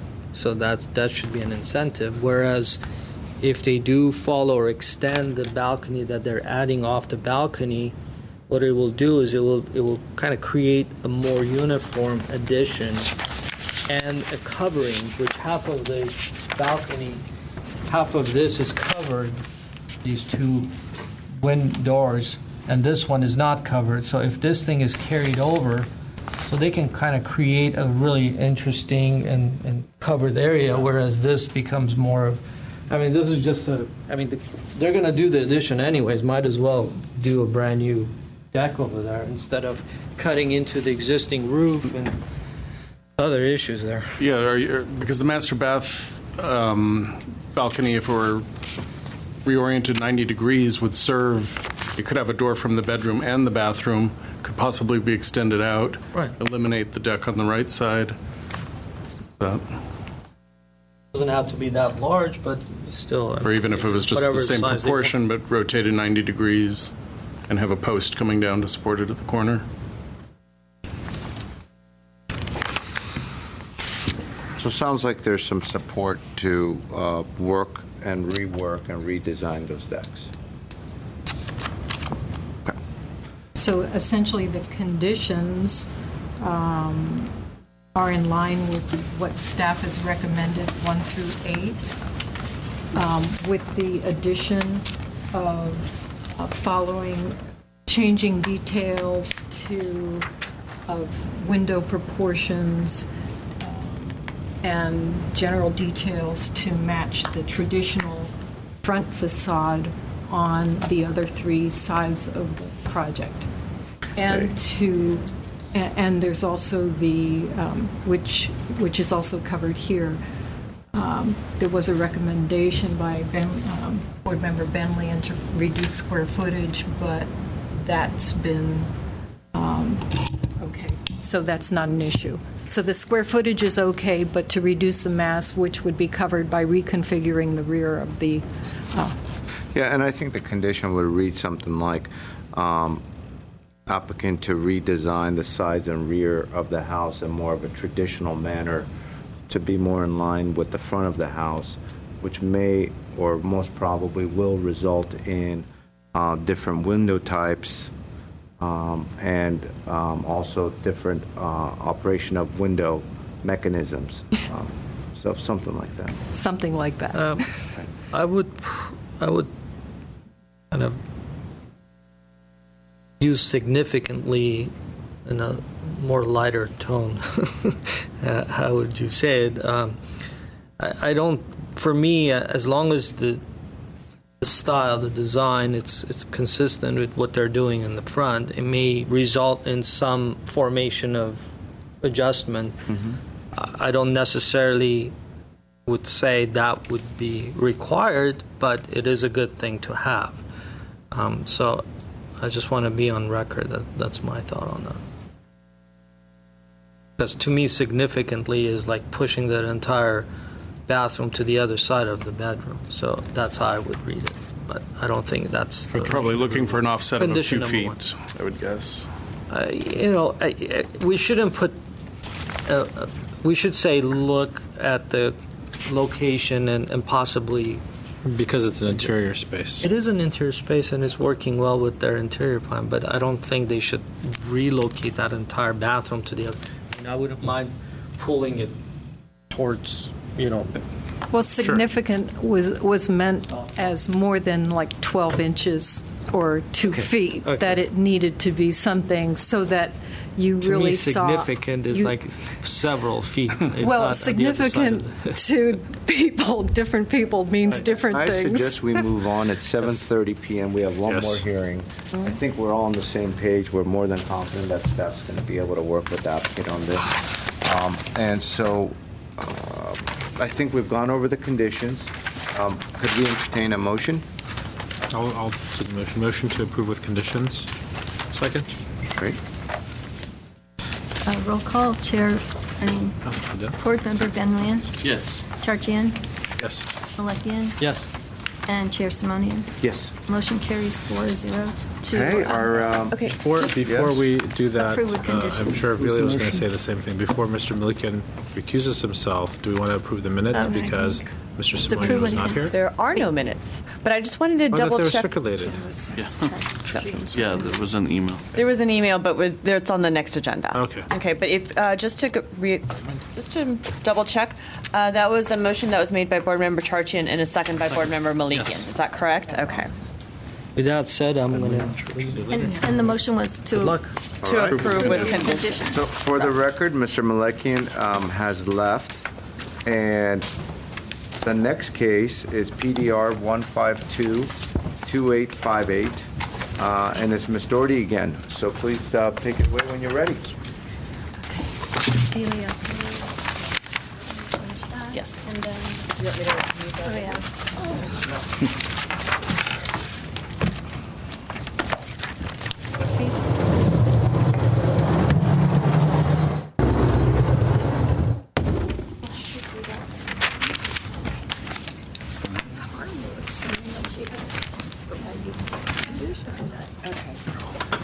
No, does that...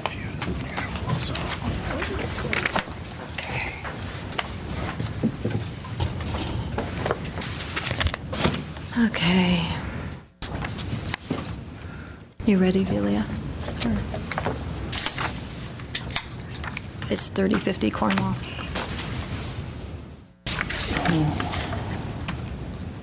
The applicant is proposing to construct a new 4,420 square foot, 3-story house with attached 2-car and 1-car garages on a vacant 30,457 square foot lot. The property is located in the R1R restricted residential zone, floor area ratio District 2.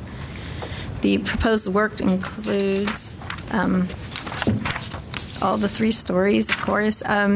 Just to consolidate on time here, a series of 3 5-foot-high retaining walls at the rear of the house.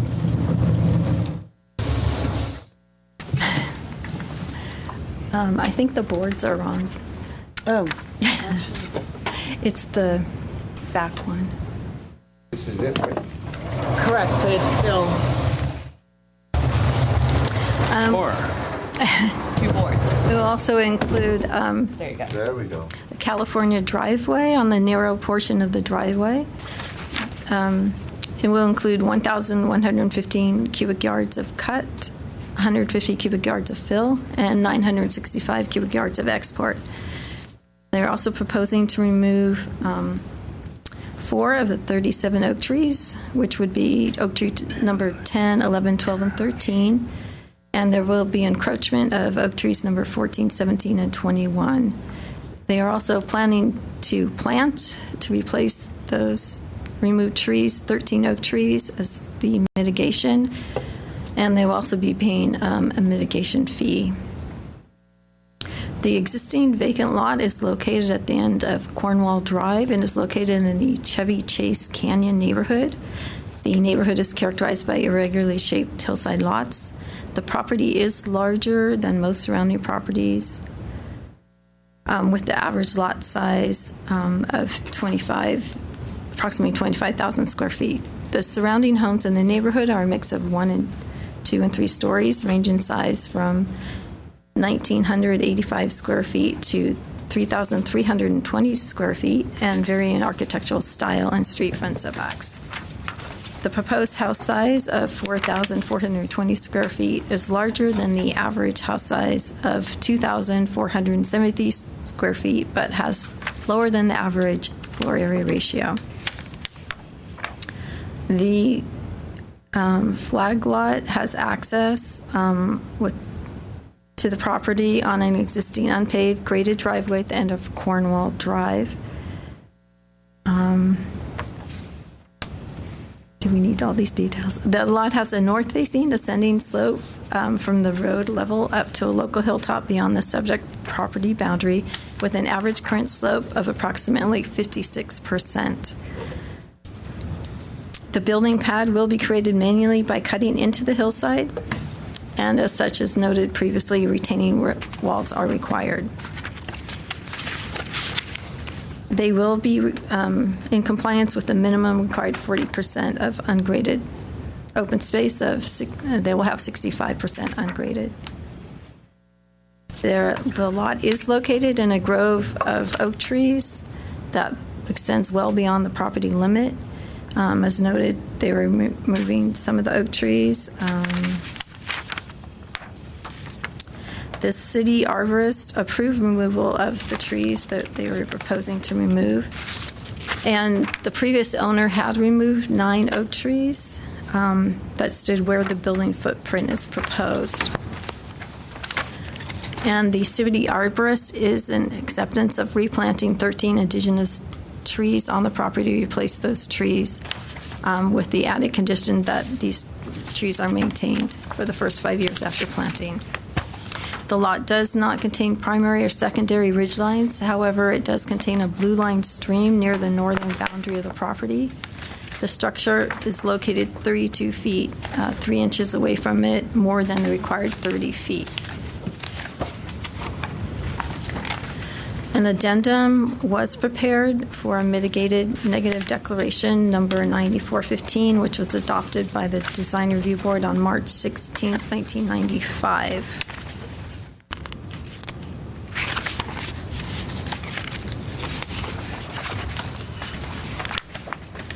In terms of site planning, the proposed house and driveway will preserve the majority of oak trees, and the new property owner will replant trees as noted previously. The house is proposed at the least deep portion of the property, and the siting appears to be well considered. The house is set back from adjacent neighbors, and access will be from Cornwall Drive, and the existing unpaved road will be paved for use as a driveway. In terms of mass and scale, the house forms are appropriately proportioned and step back to break up the massing. A large portion of the building volume is pushed into the earth, significantly reducing the visible mass of the house. In terms of design and detailing, overall, the design is well modulated and carefully considered. However, staff used 2 aspects as somewhat unresolved, which would be the interface between the trellis and the adjacent roof at the top floor, and the junction between the horizontal and glass railing systems. Staff recommends that the board consider possible conditions to enhance these areas.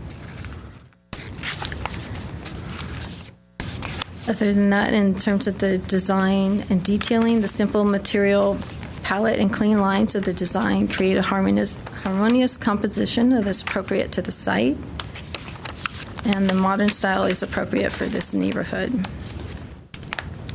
Staff is recommending approval of the project with conditions. The conditions are to incorporate a horizontal mullion at the top of the tall wall, at the top of the tall window next to the entry to align with the transoms of other windows at this facade. Provide an exterior lighting plan to shield possible light, and show the location of the air conditioning unit. That's my presentation if you have any questions. Oh, one more thing. We did receive 2 letters from neighbors. One was regarding the oak trees along the long driveway portion of the property, in terms of making sure those are preserved. And then we received information about an easement being maintained along that same driveway entry for lots 13 and 14. And the applicant or the neighbors requesting that no gate be put up so access to their property would not be blocked. For the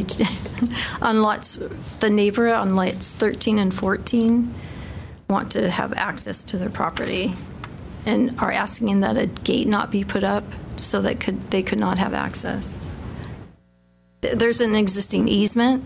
Oh, okay. Sorry, there's an existing easement. I'm trying to understand how they would.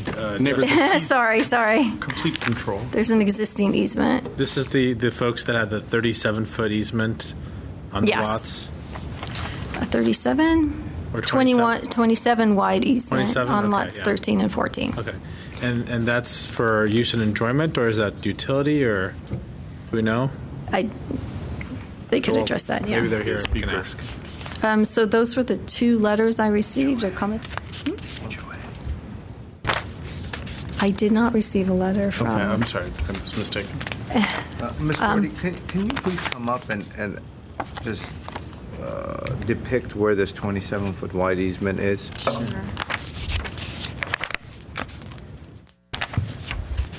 So many. It would be... I'm trying to find the best one. But up here, I can't reach. I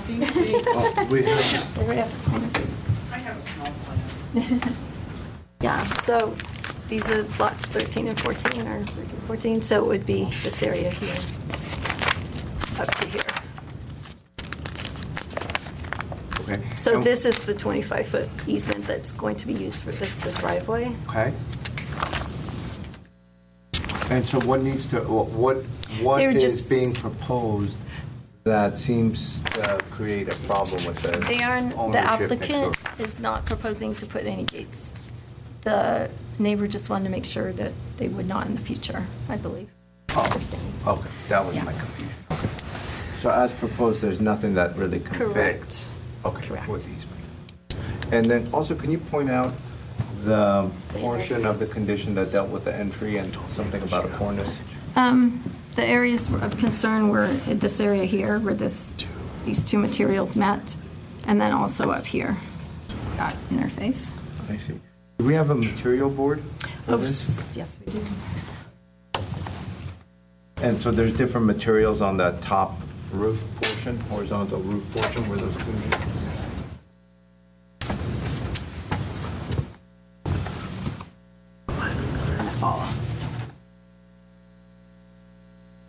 Mr. Chair, I'd like to ask a question. Yes, please go ahead. For the trees, you said there was going to be a fine paid. Is the fine the $51,000 that was the value of the 9 trees that were moved previously, or is it a different fine? It's been adjusted by our Public Works Department. But it's for the previously removed trees that were the prior owner removed? Correct. Well, there's that fee, and then they are not. Barbara's just... Yes. Okay. You can...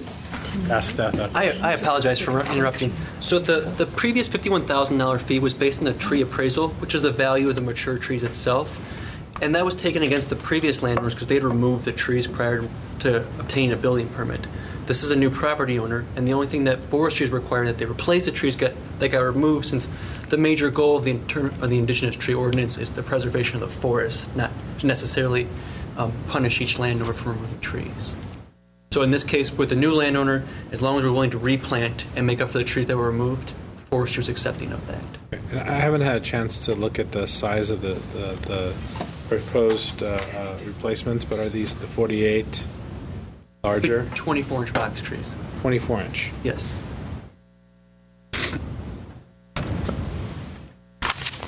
All right, do we have any more questions for staff?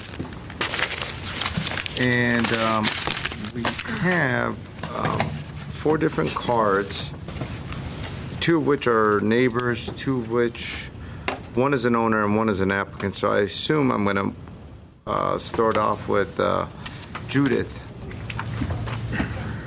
Yes, come on up and introduce yourself. Good evening. Good evening. Hi. My name is Wing Chung, and I'm the property owner of 3050 Cromwell Drive. When I bought this property, I knew it came with baggage, but I did not know how big the baggage is. And I understand the previous owner had done things that might not have been compliant to the city and had alienated neighbors in the community. I apologize for the distress and hurt the previous owner had caused. I know it is hard to forgive and forget, and I like to borrow a tagline from restaurants that change hands under new management here. I bought the property and inherited the good and the bad, and I would like to hopefully right things wrong and move on and be able to enjoy the splendid things that the Glendale, especially Chevy Chase Canyon community offer. Thank you. Thank you. Judith, please come on up and take us through the project. And how do you pronounce your last name? Kukier. Kukier. Welcome. We are trying to find some things that we could play, but do you know where it is on? Yes. It's, you can type, remove the 305. And maybe enter again. And this is it. Okay, so are we ready to play now? Yes, we Okay. have a 3D Oh, great. that will be worth more than words. Bueno. So I know. can we turn off the light? Yeah, they'll take care of it.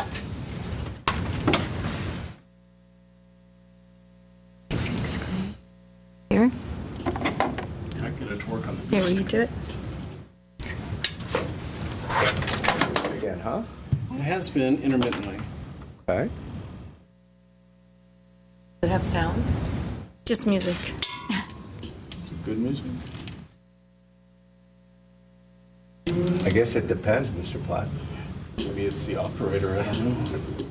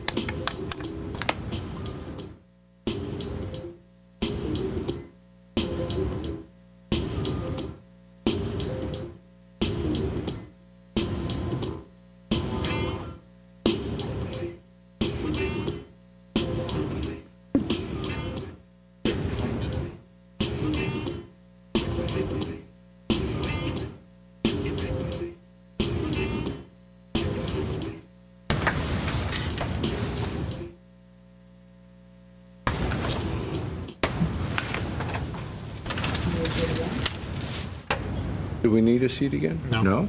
That was very helpful. I got Thank you. Welcome.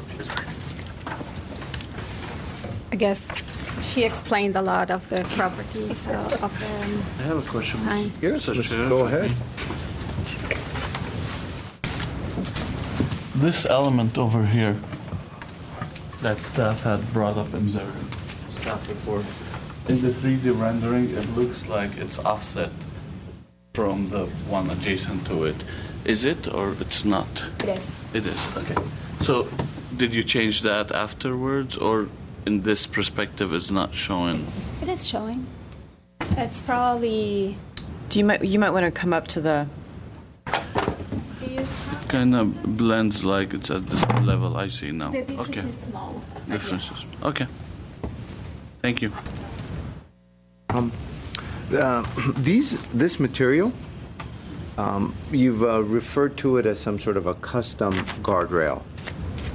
And so is this an off-the-shelf item? Off the shelf. Meaning a manufacturer makes it and you just simply buy it and cut it into different sizes and Yes, use it's an it? existing product. I see. And the way where we're looking at the top of the roof there, where Mr. Bellingham was just referring to the connection,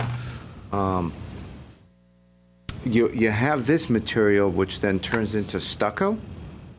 Or what is that material where the round piece is? So, Oh, yeah, and in other that's words... not that material. With Yes, where so the in other oculus, words, what is this material? that is the stucco. It's actually not stucco, it's called texstone, and it's a kind of stucco higher quality.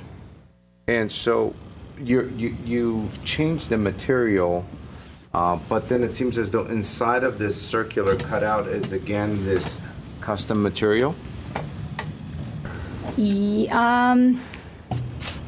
Yes, in that rendering, that's correct.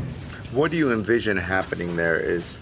Do you really see the material changing and going from this material over to this stucco product? I'm not going to talk about the interior of the oculus for now. I'm going to talk about the change of the material. So we don't intend to have a one single line continuous, and we don't intend to pretend it is the same material. It's kind of like a bone coming out from a body. So it is a different size, it is a different material, a different finish. And it gives different shadows because one of them is solid, the other one is permeable. It's like a trellis.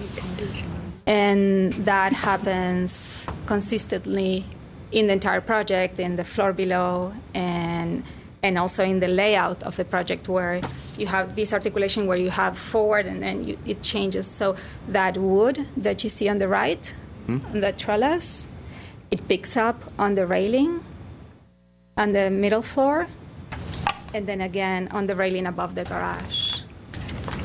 And it picks us, that happens in that rendering, you can see it's kind of like step. I think the bottom right image of that rendering kind of depicts that area we're talking about, right? This one over here. Yeah, I was there. Yeah, of course. Come on up. You can come. It's easier this way. And the pointer stick is somewhere around here. That's where you're watching.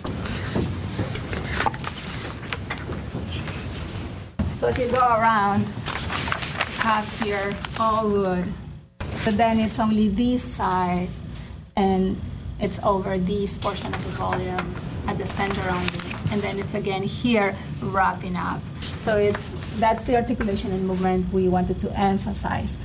All here, then here, then here, and then here. It's more like a dynamics.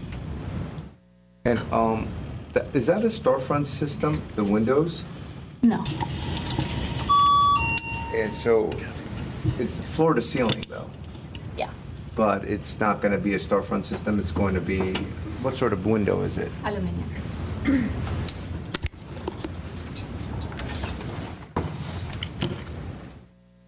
What is that height from the floor to ceiling in that area? 3 feet. Oh, inside, let me look at the section. Did you ask for the middle floor? In other words, if it's not a standard window, and it's not going to be a standard size, so why wouldn't you do a storefront system? I guess we're open to it. But... It might be easier to build. Okay. Because you could do whatever size you want. Okay. Just thought. Okay. And so, and then these are opaque windows, or is that some sort of a screening material from behind? It's the curtains behind. Okay. And this is some sort of a glass guardrail system? Yes. Okay. And do we have in the material board like the front door or the garages? And okay, so they're not on there. What do you envision as the front door and the garage door? The garage, it's wood. Mhm. That's what we are proposing. The front door, we wanted to take this material so it's glass at this point. Which, could work. If you have a storefront system, you could have a commercial, glazed door like you would in a store almost. I've seen. I think I think where you're going. With this, okay. Have you used this type of glass in another project? For the front door, Yeah. we have probably not connected like this to the rest of the windows, but yes. Okay, because I've seen this executed in a project. I think in Lebanon, of all places. A friend of mine was showing me some renderings and things, and basically, like a European, like we think of storefront with the thick, like 4-inch frames, but they use these smaller, members. So which I don't know exists if here that's- as well. Yeah, yeah, they're just more expensive and that part of it. So my question, and since I already interrupted, I'll just ask if it's okay. That's me.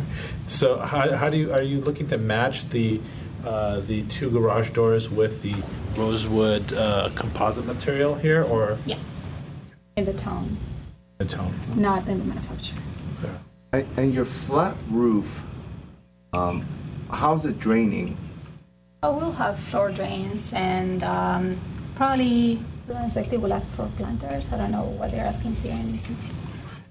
And what material is it? Oh, yes. I think it's in the It looks like some sort of steel. in the roof plan. I closet. called it out. We'll try to help you there. Material.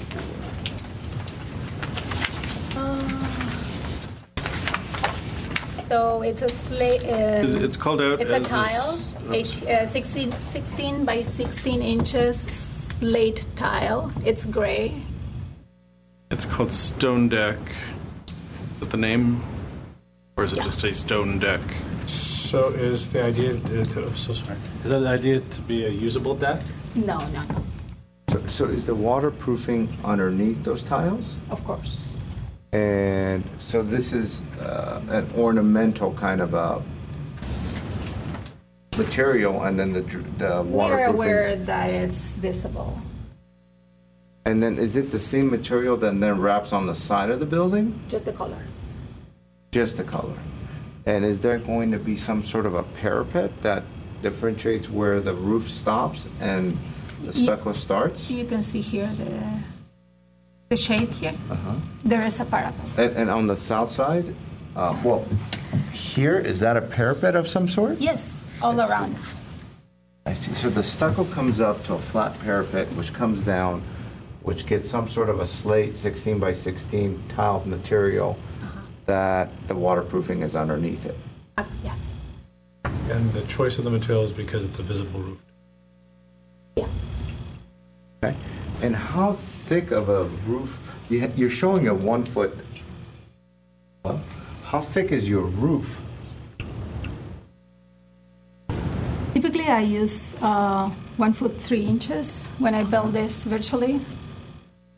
I don't show the dimension here to assure you that. You might need more than 1 foot 3 if you're going to be sloping it, right, to get your drainage. Just an observation. You're going to need more than 1 foot 3 because you have a big roof. You got to drain it, even at 2% or whatever it might be. You're still going to need a thicker roof. Or we may end up locating more roof drains if needed. And so as far as the maintenance of the roof, I guess, it's somewhat of a custom system. I haven't seen it really on a roof before of a home, something you would use in a commercial setting, I guess. Have you thought about the maintenance of this roof and how you would maintain this roof? because, it's very visible, and we're going off of what's depicted here. And the idea is that if it's approved, that it gets built like this. And of course, we're talking about an expensive system here, and it's a system that's difficult to maintain. Has all that been thought of and worked out? Why do you say it's difficult to maintain? Well, you have this roof system that it's somewhat permeable. Then the water goes underneath it, gets drained. Leaves are going to get in there, dust is going to get in there. It's going to get plugged up, so these tiles would have to be removed once in a while to clean up. We don't intend this to be permeable at all. It's 100% impermeable. I see. So you're going to grout between the tile pieces. Right. Grout. Oh, yeah. So it's almost like the tile of a shower. Yeah. Okay. Do we have any other questions? I have just a question about how this joins over on the. It's not depicted, and I didn't see the detail. Is it internal? Internally, we have vertical posts. Oh, I guess here. Yes. And is this the material? This? That is the one. Post material. So the post material is actually on the back. It's on. It's going to be wood post. Yeah. Wood post or this? I'm sorry, the same one. Okay. Okay. Do we have any more questions? Okay. Thank you. So there's other speakers here, and then there'll be a chance for a rebuttal at the end. Nicholas Kamor? Good evening. Thank you for bearing with us as we reshuffled the schedule. I totally understand. Oh, I have notes and photos and stuff. Are those multiple packets? Yeah, and I wrote my name on it. Perfect. Great. Thank you. So this is one package. Yeah, I put it in order as what I was going to speak, but there's just a couple different topics. My name is Nicholas Kamori. I'm a lead industrial designer for Walt Disney Imagineering.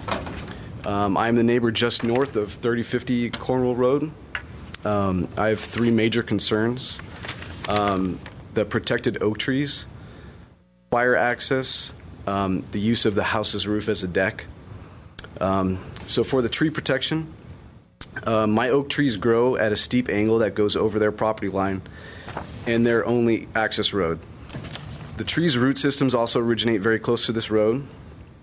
Large vehicles for construction of this magnitude will not be able to travel through this road without destroying these protected oaks. My neighbor's trees actually grow further into the driveway than mine do. Exhaust fumes and soil compaction can be a result from these construction vehicles. I'm very worried that over 15 trees will need to be severely cut back, changing the natural setting of the property. Construction within the tree's drip lines is very harmful. All of the oaks in my photos have drip lines well over the proposed driveway. The other danger to these trees is grading and trenching. I am assuming they will need to trench along this driveway for major utilities. Along with my concerns is some confusion. I do not believe the arborist has accurately indicated where these trees grow on their plan. For example, the arborist plan suggests that there is a 28-foot cleared distance from tree number 32 to the hillside. The actual dimension is more like 16 feet, which is shown accurately on the landscape architect's plan. And I showed those in the last page of the deck. The arborist plan indicates that a lot of their oak trees along the driveway hillside do not grow or have drip lines within this area. My photos suggest otherwise. Can I ask you to come up and point out what you're talking about this way, if you would? And there's a pointer somewhere here. There it is. And then the landscape plan. It's just much easier for us to follow along. Oh, yeah, no, and I'm speaking fast. You're doing fine. It's just easier for us to visually see it. So I'm talking about the trees. My trees are over here, and they grow at a steep angle going this way. Okay. They cover all of this driveway. And so, I'm worried about them being cut down or severely cut back, and also being, potentially killed if they trench for utilities along this access road. I don't know how they're going to get utilities there. Also, there's hillside trees all along this side that have drip lines into this driveway as well. There's also trees on their own property that, will have drip lines into this area, which is, detrimental to the trees. Would you mind indicating that on the oak tree location map that's shown directly to the? Yes, exactly, to your right. Thank you. So what I'm saying is that the arborist, whoever put this together, didn't indicate the proper drip lines, because these oak trees, you can see from the photos, they covered this driveway completely, and as do my trees grow over it as well. This tree actually grows very far into it. I'm suggesting that the trees located on this map aren't correct, because it shows this tree 15 feet from the driveway, and in the photos, it's right up next to it. It's only 16 feet, like the landscape architect actually shows. So the landscape architect is kind of right here. So this tree is suggested to be like here, and yet it appears properly in the landscape architect's plan. So. Okay. So basically, the oak tree location map might not be accurate based on some of the evidence you're providing, and the landscape drawings seem to be a better depiction of the. But long story short, which the arborist could also deal with, the city arborist that's here, is as far as the driveway is concerned, improving the driveway, getting vehicles in and out for construction purposes, how that's going to affect your trees. Yes. That are. Okay. Exactly. Okay. And the other items that you brought up, there's I have a question on this one. Did you submit this? Yeah. And you're trying to draw our attention something about the roof deck. Is that? Yeah, it was the same exact concern that you had. It's a completely flat roof. Personally, I wouldn't want a flat roof like that for leaking and stuff. But it looked to me as if it's going to be used as a deck. Like a party deck, or deck for hanging out. It's a rather large part of their plot of land, because they don't have too much of a yard. So why not make use of that? But it doesn't have a guardrail, and I know that a guardrail would put the house over the height limit for that part of the development.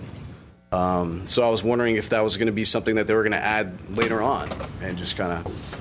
Mr. Platt, are there even stairs that go up to that deck? We had the same concern when we saw, especially when we saw the slate or the stone roofing. There's no access to the deck or to the roof as proposed.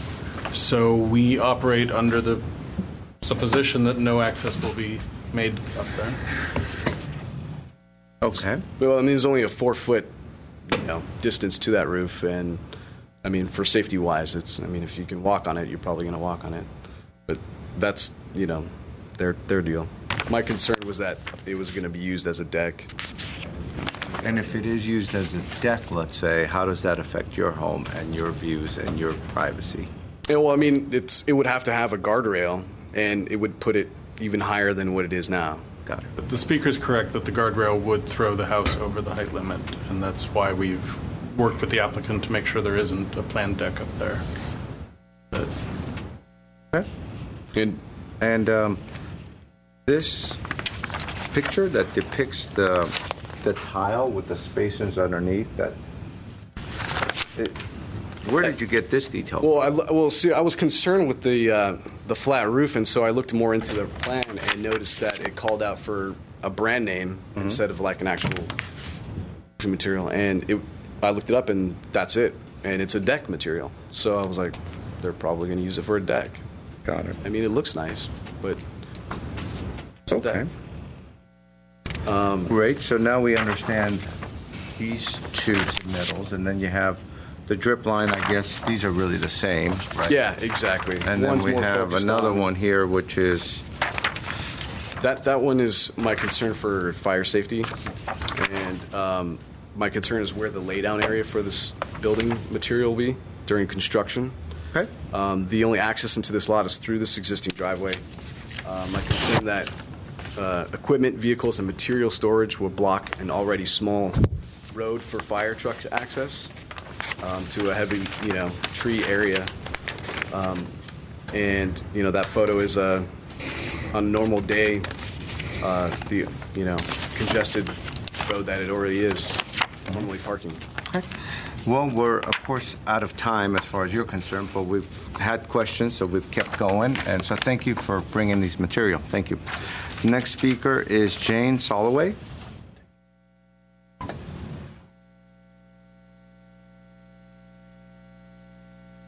Jane Soloway. I live opposite the stream on the other side of these neighbors here. I've been there since 2002. 2002. And it was just good luck that we found the house, and we love the area. You don't move there unless you want the trees and everything. So, is this your house? Or if you don't So you're mind, on Linda Vista? Oh. you don't mind showing. I'm not sure. This is is the house over here? Proposed. I'm on Linda Vista, right over here. Very good. So you're in this location? And and Okay. so That's we good. have there are frogs there that, of course, since they started this last round of stuff, have died. I'm a bird watcher. The California quail nested over there. It was just a beautiful area. And then, of course, the last person began to develop things, and I felt like things were being, played on us. So I think the new owner has every intention of doing this right. My concerns about this are making sure that during construction that the wildlife that live in our canyon are not affected. And, of course, there's a certain amount of mess that's going to take place. The hillside itself, the gully that comes right down where they're planning to put the house, when we had the rain in 2005, there was a stream there that came from someplace up at the top of the hill, and it ran continuously for days during that rainy season. Also during that rainy season, the very steep slope right next to this lot, it's almost a vertical slot. The deer can do it, but I don't think any other animals can. I saw some sliding there during that rain, and so my concern is that there's going to be a great deal of digging into the hillside, and if that were to affect the stability of the hillside behind me, that could slide into the stream, and it really could cause a lot of damage. So that's an environmental concern that I have. I'm assuming that our new owner has intentions of using well-qualified people, unlike the previous owner. So the only other concern I have is that this house is more than twice as big as mine, and I'm looking at the pictures and I have trouble visualizing this house. I think that the space for the driveway is probably, I don't know if I could turn around in that area with a car. So I guess I have some concerns about that, but I think that comes later, right? I just want to be sure that what we have there is preserved, and that this construction project and the process of building the house does not damage what we have there, that we've already had enough stuff going on. Okay. Okay? Thank you. Thank you.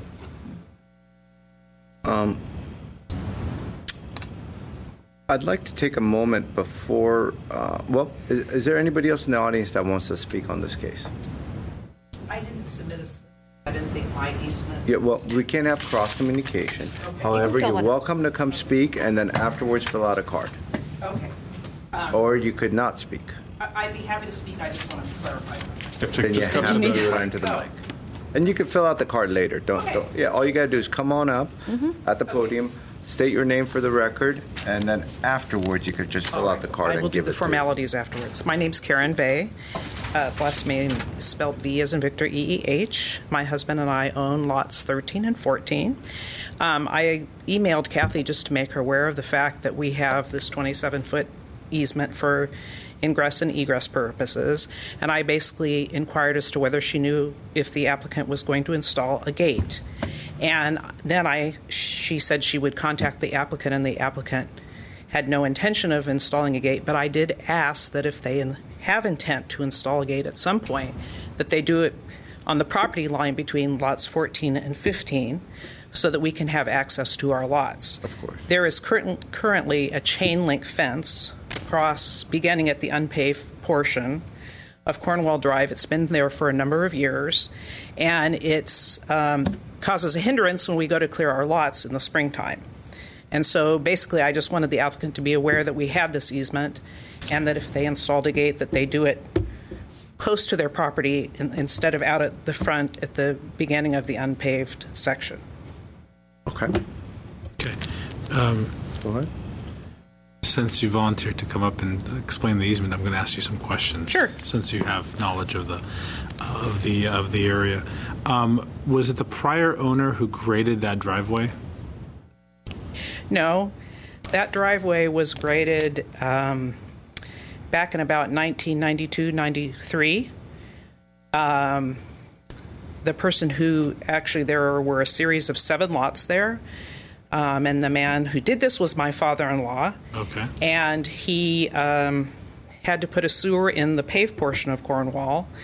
And the city did a vacation of the street where the unpaved section is. And so that has been graded for over 20 years. Okay. And you answered another question we were wondering about, which is where the utilities, so they're at the paved portion. Right. Okay. And they go to the end of the paved portion there and then stop, from what I understand. I do have a parcel map if you need to see it, and/or the legal description showing the easement. I don't know if you want to see that or not. I'm fine. No, I'm fine. Okay. Thank you. Sure. Thank you. Great. As far as, would the applicant or the designer like to comment based on what's been said by the public? If so, come on up. So to Karen, absolutely yes. No question about it. We'll move the gate, and that is existing, that's temporary, and there will be no gate. To Nick, about the roof, the only intention of that slate tile is aesthetic. If that is misleading, and we have no problem in changing it. There was never a question of accessing the roof at all. In fact, the owner wants to install solar panels on the roof. Oh, okay. Yeah, because, when you look at this system, which is very synonymous with a decking system. I understand the misleading. That's where my questions was, how does the drainage work? And you said it's going to be mortared, but it isn't. The water goes through and drains at the bottom here. Okay. And that's the system, which is a very elaborate, expensive system that one would do. That's not the intention. Okay. Great. Could be. And any other comments you wanted to bring in? Then Nick brought up the 2 things about the trees along the driveway. One of them is regarding, during construction, the traffic, and we did have addressed that in the arborist report with a fence along the driveway. Instead of fencing each tree, it will be just to limit the traffic in between the fence, and that's it. Nice. We need to grant access to the property, and that will be only 12 feet wide, I think, but we cannot do less than that. We totally understand where he's coming from, and he's concerned about the survival of the trees if we end up harming the roots with the utilities. So we had a friendly meeting already, and we had our arborist and civil engineer work together to give us some answers for him. So one of the answers is that apparently there is an existing trench already in the driveway. We have a picture. I can bring it. Okay. So What the arborist was saying is that it has been graded for a while, that driveway. It had, the trench is there already. We don't know how deep it is because it's covered and like, let me see.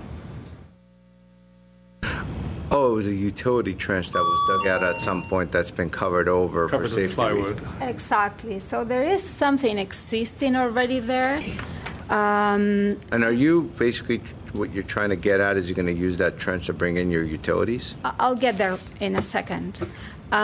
First, let me say that the arborist was saying that if there's any impact to those roots of those trees, it was done already.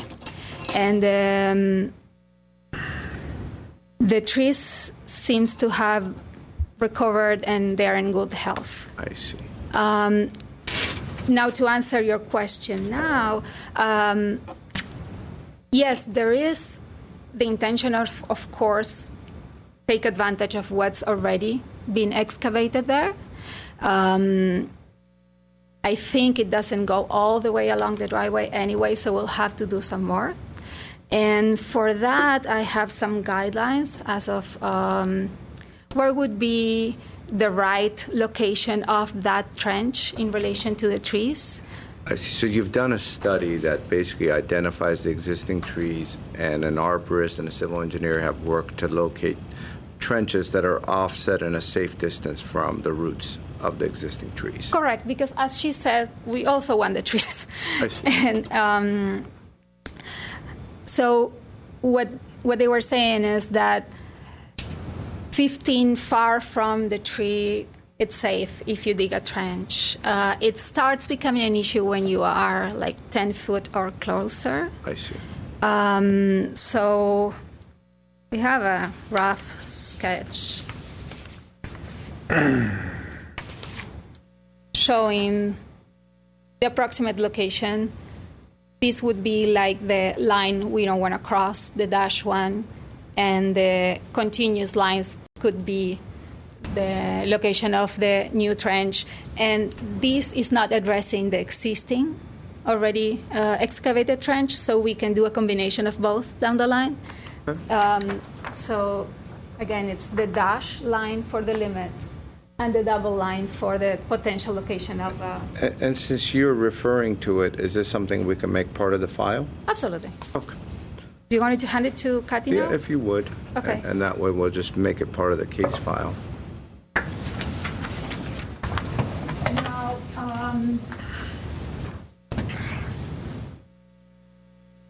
and they were saying, they went all the way into explaining how, what's the diameter of each of the lines and how wide and deep each trench have to be. So I don't want to bore you with all those details, but it's all taken into consideration in the location of that, those lines, that it will be perfectly feasible. The other question that I heard from him is about the compaction. Now, compaction is needed when we have concrete. We do have concrete reduced to the minimum necessary, which is just 2 stripes. Compaction where? Along the driveway. They're doing two strips of concrete, and they get a new compaction on those strips. Oh, I see. And in other words, the compaction might further damage the roots.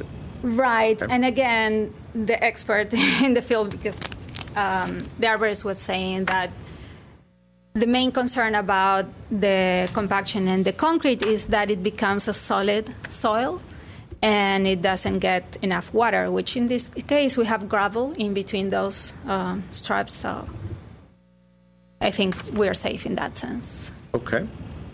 Did I not answer something? I have a quick... Yes. Yes, yes. To have, it's to the applicant and the city arborist, have the city arborist review this, the latest diagram or sketch you just submitted? He sent it to me. No, I'm talking about city arborist. Oh, no, I'm so sorry. Not yet. Okay. No, it's all yours. There you have it. And to continue the question, do you agree with the recommendation of you need to be 15 feet away from the drip line? No. Anything within the drip line. She said 15 feet from the trunk, did you say, or the drip line? Oh, Trunk, I believe. from the trunk. So I wouldn't agree with that. That's not a hard and fast rule. It's nothing the city goes by. Certainly when they did their trenching, they would do it on the south side. You know, they have the existing trench, and that'd be perfect. Use the existing trench. They have to do new trenching. It would be on the south side of the driveway because all the trees that are located on the south side of the driveway sit above on an embankment. So I doubt there's going to be any root issues. That would push it as far as possible away from those trees. If they encountered any larger roots, and this will all be in the city's protection guidelines that they'll have to follow, that they'll either have to work around the roots or find ways of moving the trench and the utilities so they do not have to cut or damage the roots themselves. Thank you.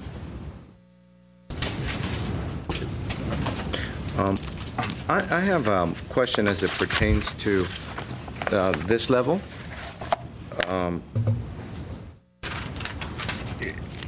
The bedrooms that are below it, the rear two bedrooms, these two bedrooms, they really get their light from this side deck over here.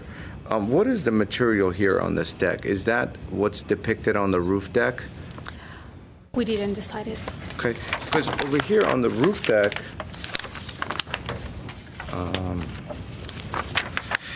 it says this Gillolam decking system, rosewood color, Okay. right here.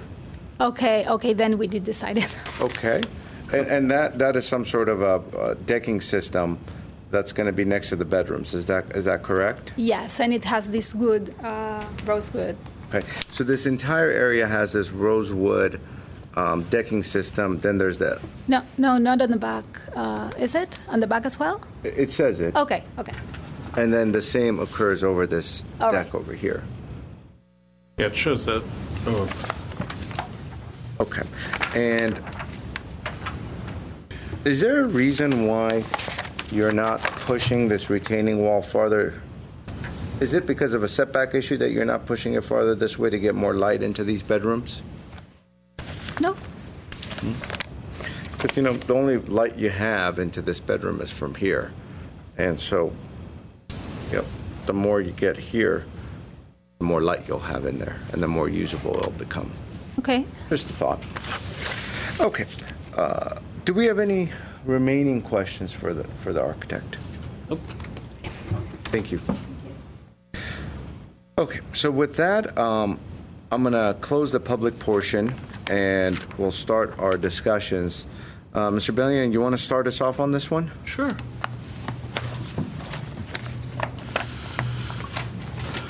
When I started reviewing this project, I saw too many nice design elements that's happening, and I kind of agree with most of the staff report. And the main issue I had with it was this area here, where I believe after seeing the 3D rendering, it clarified that there is a difference in the plane. That's kind of like a bad vantage perspective, bad point. It shows it like continuous and two different materials. It's just not reading well. And I think when I looked at the 3D, it looks much nicer, and I can see that the left side of the house balancing the right side. But I would still think that you would need to push it up a little bit, just maybe another 12 inches, just to make that a little more clear. Mr. Benley, that would be where the trellis meets the fascia on the top floor? It creates the oculus area. Right. This area here. And so you'd like to see that I see that fascia going raised up higher? a little bit. To raise the thickness of the roof there. Okay. Just this portion here getting pushed up a little bit. Which Delia raises a good point about height. They're at maximum height. They're at maximum height, so they wouldn't be able They to could raise drop that. it. They can maybe drop the other one or something. I don't know. Judith, you can't. No, sorry. Yeah. So that's just a thought, and we'll discuss it later with my colleagues. And then Just to mention one of the, I think the speakers mentioned about, I believe she mentioned about the size of the house being large. And when you look at it, she said, I can't visualize how big it's going to be. I mean, the way the mass works, it's working like perfectly with the hillside. You can see like they're building into the hill. Here it's stepping down. You see the step downs, and it's like massive step downs. I mean, they're not stacking things up. You see it on all the sections. So it's, I mean, the mass works. The material is all high-end, nice materials. So I like them, the detail. I like the consistency. I think it's a very well-designed project. And just a few issues is the decking material here. Mr. Simonian raised a lot of good points about, I mean, if it's not a deck, why use decking material? Right. And other than that, it would be the oak trees was the main concern. And I was trying to understand when I read the report of the arborist, and he's recommending removing 4 trees. And then I don't understand sometimes the consistency. You have some projects that come in front of us, and you have to redesign the whole house and move the whole house just because you have 1 tree in the way. And some other houses, you move 4 trees. So I just don't understand, how do you come up with the guidelines? When do you decide to do this or that and that? Maybe you can touch up on that later on. But other than that, but after she explained that the arborist and the civil engineer are looking to put a plan, and I appreciate that plan. Try to protect it and work with the city arborist to make it work. I like the design. So that's about it. Mr. Charchin. Thank you. I think the design is an outstanding design. The material choices are very nice, and we're seeing novel materials being used for railing, and I think these are all good things. I don't like the design for this context, though. I think I have very serious concerns about the trees.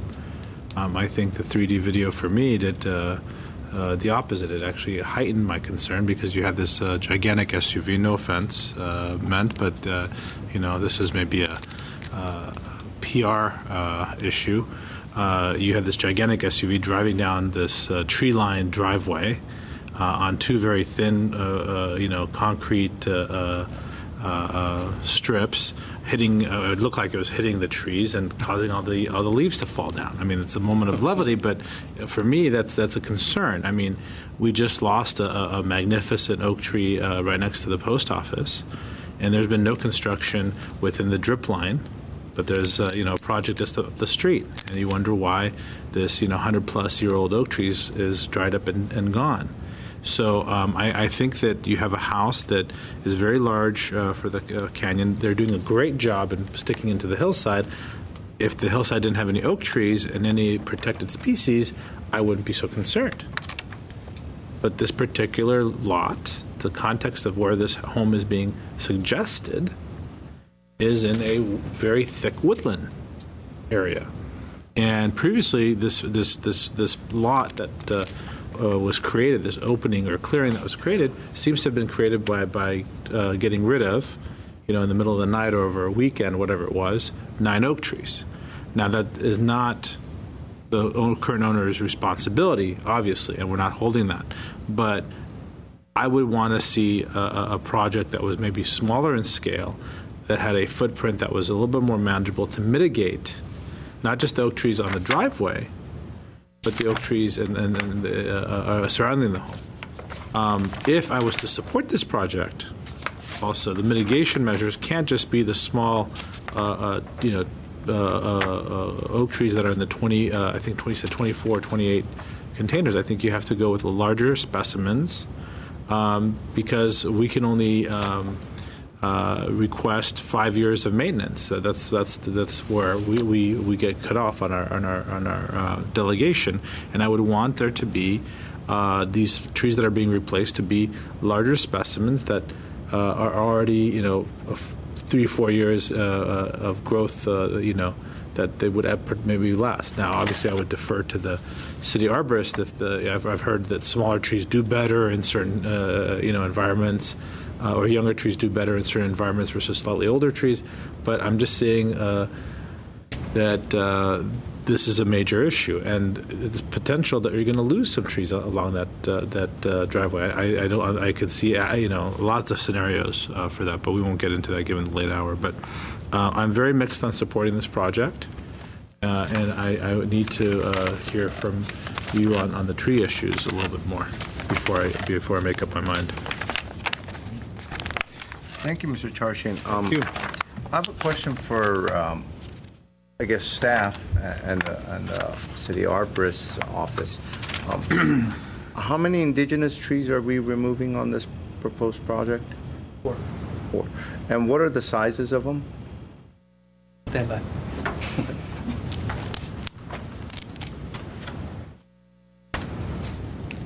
And maybe while you're looking that up, staff could maybe point out where the trees are that were being removed? I can do that based on just learning that. I can do both. Both, if you'd like. If you bear with me for a second here.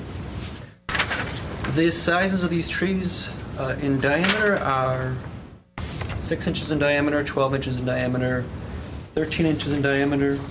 Make sure I got the numbers correct.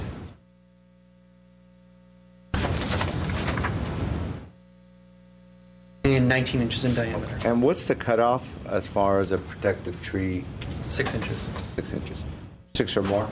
Sorry? 6 or more? 6 or more 6 inches or larger. So theoretically, they all fall within that category, and that's why we're talking about it, okay?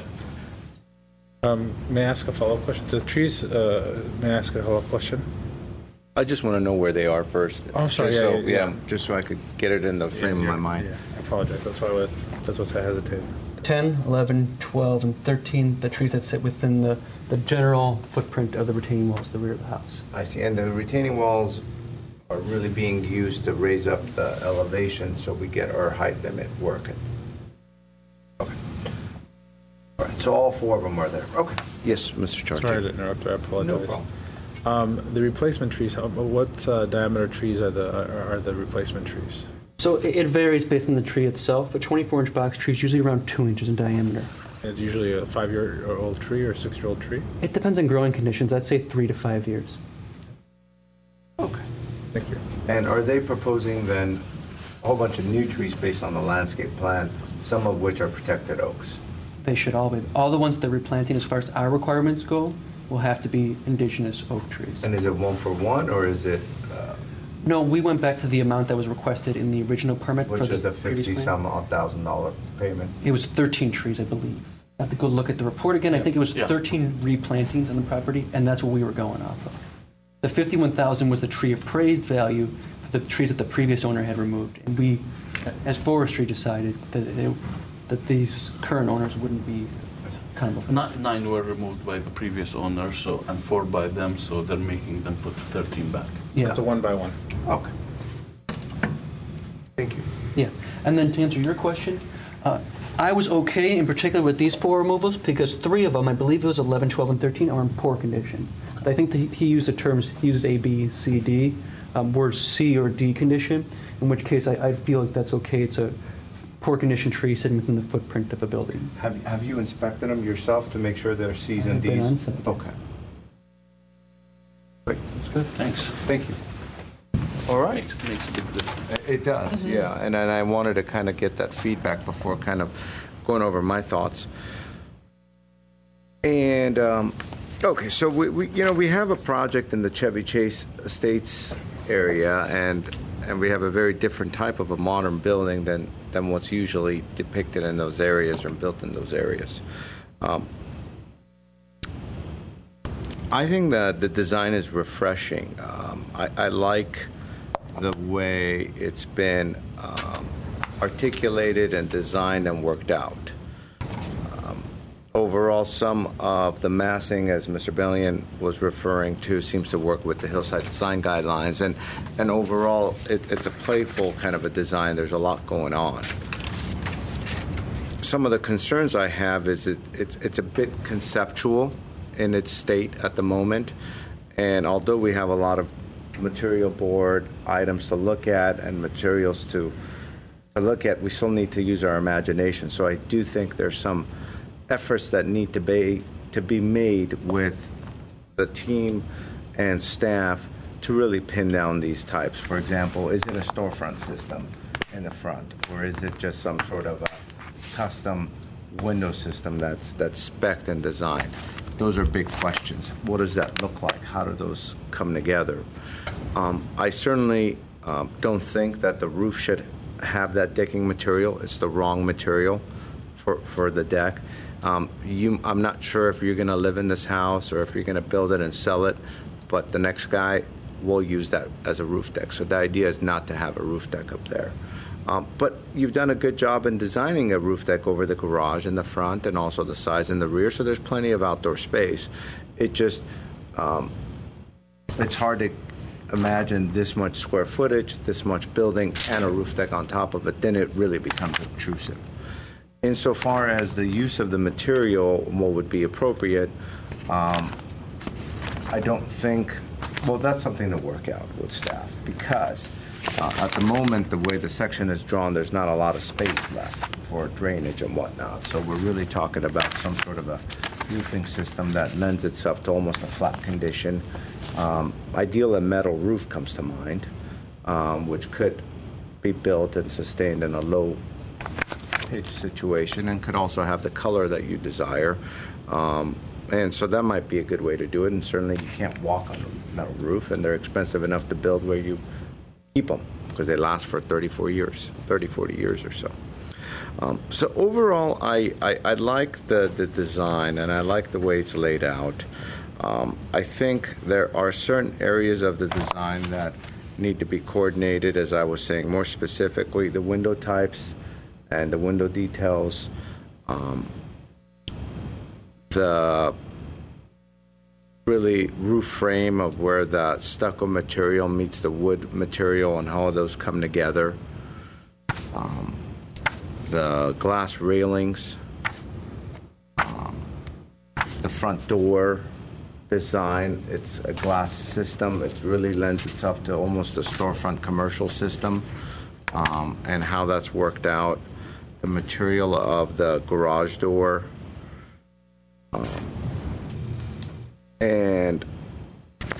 so those are the kind of details that I think we need to incorporate into this set, because overall it's laid out fine. There's a lot of detail insofar as the retaining walls and the top of walls and how it lends itself. So we understand that.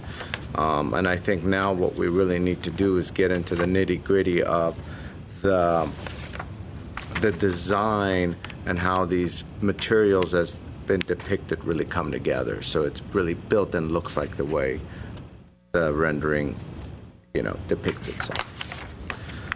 Insofar as the driveway is concerned, there's a study done by the civil engineer and the applicant's arborist that talks about a certain setback. And I assume that there's going to be other city requirements that talk about provisions that need to be met in order not to harm the existing trees. So I would imagine between those two, we have enough safeguards to bring in utilities and make this driveway a reality. I think it's a good idea to keep the two concrete strips. It's a good way to keep it in more of a rural kind of a feel. So that I think is good. It just needs to be worked out, and those details need to be worked out. We need to make sure that's the way it stays. The gate seems to make sense to move so it doesn't get in the way of the easements. That's, I think, something that would be worthwhile to look at. I believe that no gate is proposed at this point. So. No gate. Yeah. The issue is if a gate's proposed, we'll make sure it's placed past the first lot of the neighbors. So the one other detail that I think really needs to work out is this material. It's a very pretty material. It's a nice material. It actually feels very good, and I think the good news is that the good aspects of it is that it has a wood feel to it, but it's probably much more durable. So that's wonderful. So this material that's depicted over the roof area, those details need to be worked out because it's such a unique material. How does it all work? How does it get waterproofed and come together, etc. And I'd like to just conclude by just going back to my original comment about the roof deck.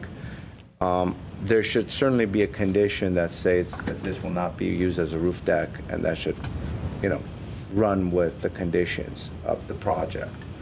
And it's only, I realize that, but that coupled with the change of material, I think will get us there. So those are my thoughts. And so I'd like to kind of continue dialogue to try to wrap things up as we get closer to 9 p.m. Yep.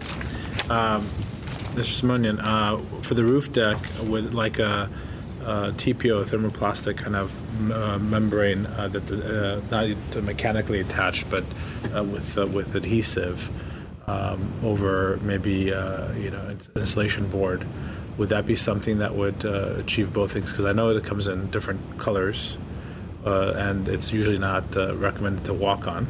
Mm-hmm. That could prevent concern. Would that be something that would go with this project from a stylistic and I'm not sure. It depends. It needs to be a material that could function almost in a flat setting. Yeah. Which is what this is. So I think you're talking about a monolithic membrane. TPO, torch, or adhesive. They actually use adhesion. Mm-hmm. It's a little more expensive than the mechanically attached, but just I think the reason the architect proposed this, we were concerned about visibility from across the canyon coming down, and she chose a roof that obviously hasn't met your approval, but the idea was that we choose something that visually is something that's compatible with the building and then from views from a distance. So something you're like going that for you're going for like a gray matte material. Probably. At this point, we don't have a light color roof law. I'm sure that's coming. You just approved at your last meeting a gravel roof on a modern house with flat roofs, so that could be an option. I think there are many options, so if we get the direction that you want it to be a non-pleasantly walkable surface that will provide appropriate drainage on a fairly flat roof with half-inch to foot or whatever it's going to be. The gravel material might work just fine. Yeah. Which one? The gravel roof material. Okay. So I think if we leave it open Some to several options, different options, but we'll take into account the aesthetics as well as the walkability. Yeah, and the TPO materials now come in like 16, I think, different shades. Mm-hmm. Not Are you just calling white. TPO? Well, good. It's TPO? Yeah, TPO. Okay.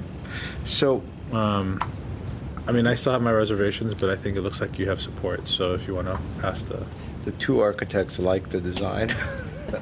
I like the design. I do like the design. I understand your I see it on a bluff in Newport that doesn't have oak trees, but I'm concerned about the oak trees, and I think that yes, I agree with the arborist that there's mitigating factors here, but I don't think that the overall mitigation with small oak trees is going to work. We haven't had sufficient water. You'd have to have it very carefully maintained, and I think the mitigation measures don't dissuade me from my conviction that we're going to have a lot of issues on this lot. Well, then what I suggest is we just review the conditions real quick. A lot was said. And let's take it from there for a moment. Okay. We're going back to the first condition that was part of the early discussion. We're going to work with the architect to ensure that the depth of the roof structure is going to allow proper drainage, which could change some of the fascia heights. Especially because we have a height limit issue. Right, so we might have to drop it and then figure out the roof behind it. We are going to focus on the juxtaposition of various materials to make sure that we have details for the juxtaposition of each, two dissimilar materials, detail for each condition. Still a little unsure, Mr. Benlian, about the issue that I also feel there's a problem with the junction between the trellis structure and then the fascia. And did you want to make the roof, the fascia portion deeper there and then have the trellis. Just differentiate them where they're not looking like. So they're not butting into, so you want them to be at a dissimilar, exactly. So possibly lower the wood trellis. member. That's right. So we'll lower the trellis structure so the top of the trellis is at the bottom of the fascia. Yep, that'll work. Just jot that down. Okay. Just the city's. We have. Which one? Did you have one in your package? Yeah, I did. Okay. I was going to toss. The only thing We're that's going the to- city's copy is this package that came in. Okay, we're going to work with the architect to finalize all materials, particularly window systems, door systems, the entry door, the garage door. We're going to look for details of the window operation, to get our typical section through so we know what that's going to look like. We'll also look at the details for the glass railing or the metal railing that you have the sample of. And I think that's it for that one. We will work to find a roofing material that is not going to invite pedestrian traffic, but will also be aesthetically pleasing if seen from a distance. Mentioned the roof system. The board is okay with the Hollywood style, the two-strip driveway, so we won't. That Yeah, won't be it works. a condition. It works We'll nicely. just I don't think it'll be functional, personally, but I'll just go on record. make them wider for the big SUV. So No, well, then you have an oak tree issue, right? just a few inches. So, and that's everything that I've got. Staff had some conditions. That is true. And staff will find those conditions. I think number one kind of deals with the condition that we've already stated of reworking where that wood trellis meets the Right, the that one's stucco plan. resolved. The exterior light plan, I assume, is We have a fine. condition to incorporate a horizontal mountain. This is just something that might have been a drawing oversight, but adjacent to the front door, there's a tall window panel. It doesn't have a horizontal mountain where all the corresponding windows do. So we'll just- I believe that was addressed in the comments by the architect, indicating that their current thinking was that would be a large glass entry door. Yeah, this is the windows adjacent to the door. Oh, adjacent to, I'm sorry. I'm sorry, they're not adjacent to the door. They open onto the entry hall. They're adjacent to the deck on the second floor. Okay. I misheard. Thank you. Yes, I see it in the picture. We'll make sure there's an exterior lighting plan, and we'll have our usual comments about no lateral light transmission, direct light downward, limit the number of exterior lights. And we didn't see on the plans the location for the HVAC condenser, so we'll make sure that that's on the drawings. May I also recommend that we've done this before, some sort of trash plan too? I think it's in the garage. In the garage? Kathy, do you remember? Sorry, the- Trash location? Yes. It is in the garage? It may not be noted on the plans, but that's what they It's a indicated. 22 by 28 garage, so there is room in the back. There's plenty of room, yeah. In the garage? Yes, okay. Okay. We'll make sure it's noted on the drawings, so we'll add that as a condition, just to be careful. Then can I entertain a motion? Go ahead. Before we do so, the board would have to acknowledge the addendum that was prepared for this particular project. Which is? The addendum oak that tree? was, pardon? The The addendum to the originally adopted mitigated negative declaration. I believe. Yes. Kathy, is that correct? Yes. So the addendum was included as part of your staff report. So it was basically a supplemental to the. This one, okay. No. No. That would be the arborist report. Sorry. And I believe. Here it is. And this, I guess, would go together. Review. Is there anything in that document more specifically that hasn't been covered in our conversations? I think we've covered a lot. No, it's mostly regarding the oak tree mitigation measures and making sure those are maintained. So you would just need to acknowledge the fact that you have taken that into consideration Is that prior based to on a your. separate acknowledgement, or could it be part of the motion? Be part of the motion. Then, does somebody want to? I'll make the motion to approve the project with the conditions. And also to acknowledge. And to acknowledge the amendee, the previous amendee. The addendum to the previous amendee. And Villiers, you said we can do that in the same vote? It's just an acknowledgement. It's not really a vote. Oh, good, okay. Okay. Should I pass the gavel? You should pass the gavel. I've passed the gavel to Mr. Charchian. I will second the motion. Okay, we have a... That would be approved with conditions, correct? Correct. Okay, roll call. Board Member Benlian. Yes. Board Member Simonian. Yes. And Pro Tem Chair? What is it? Chair. Chair Pro Tem. Chair Pro Tem, thank you. No.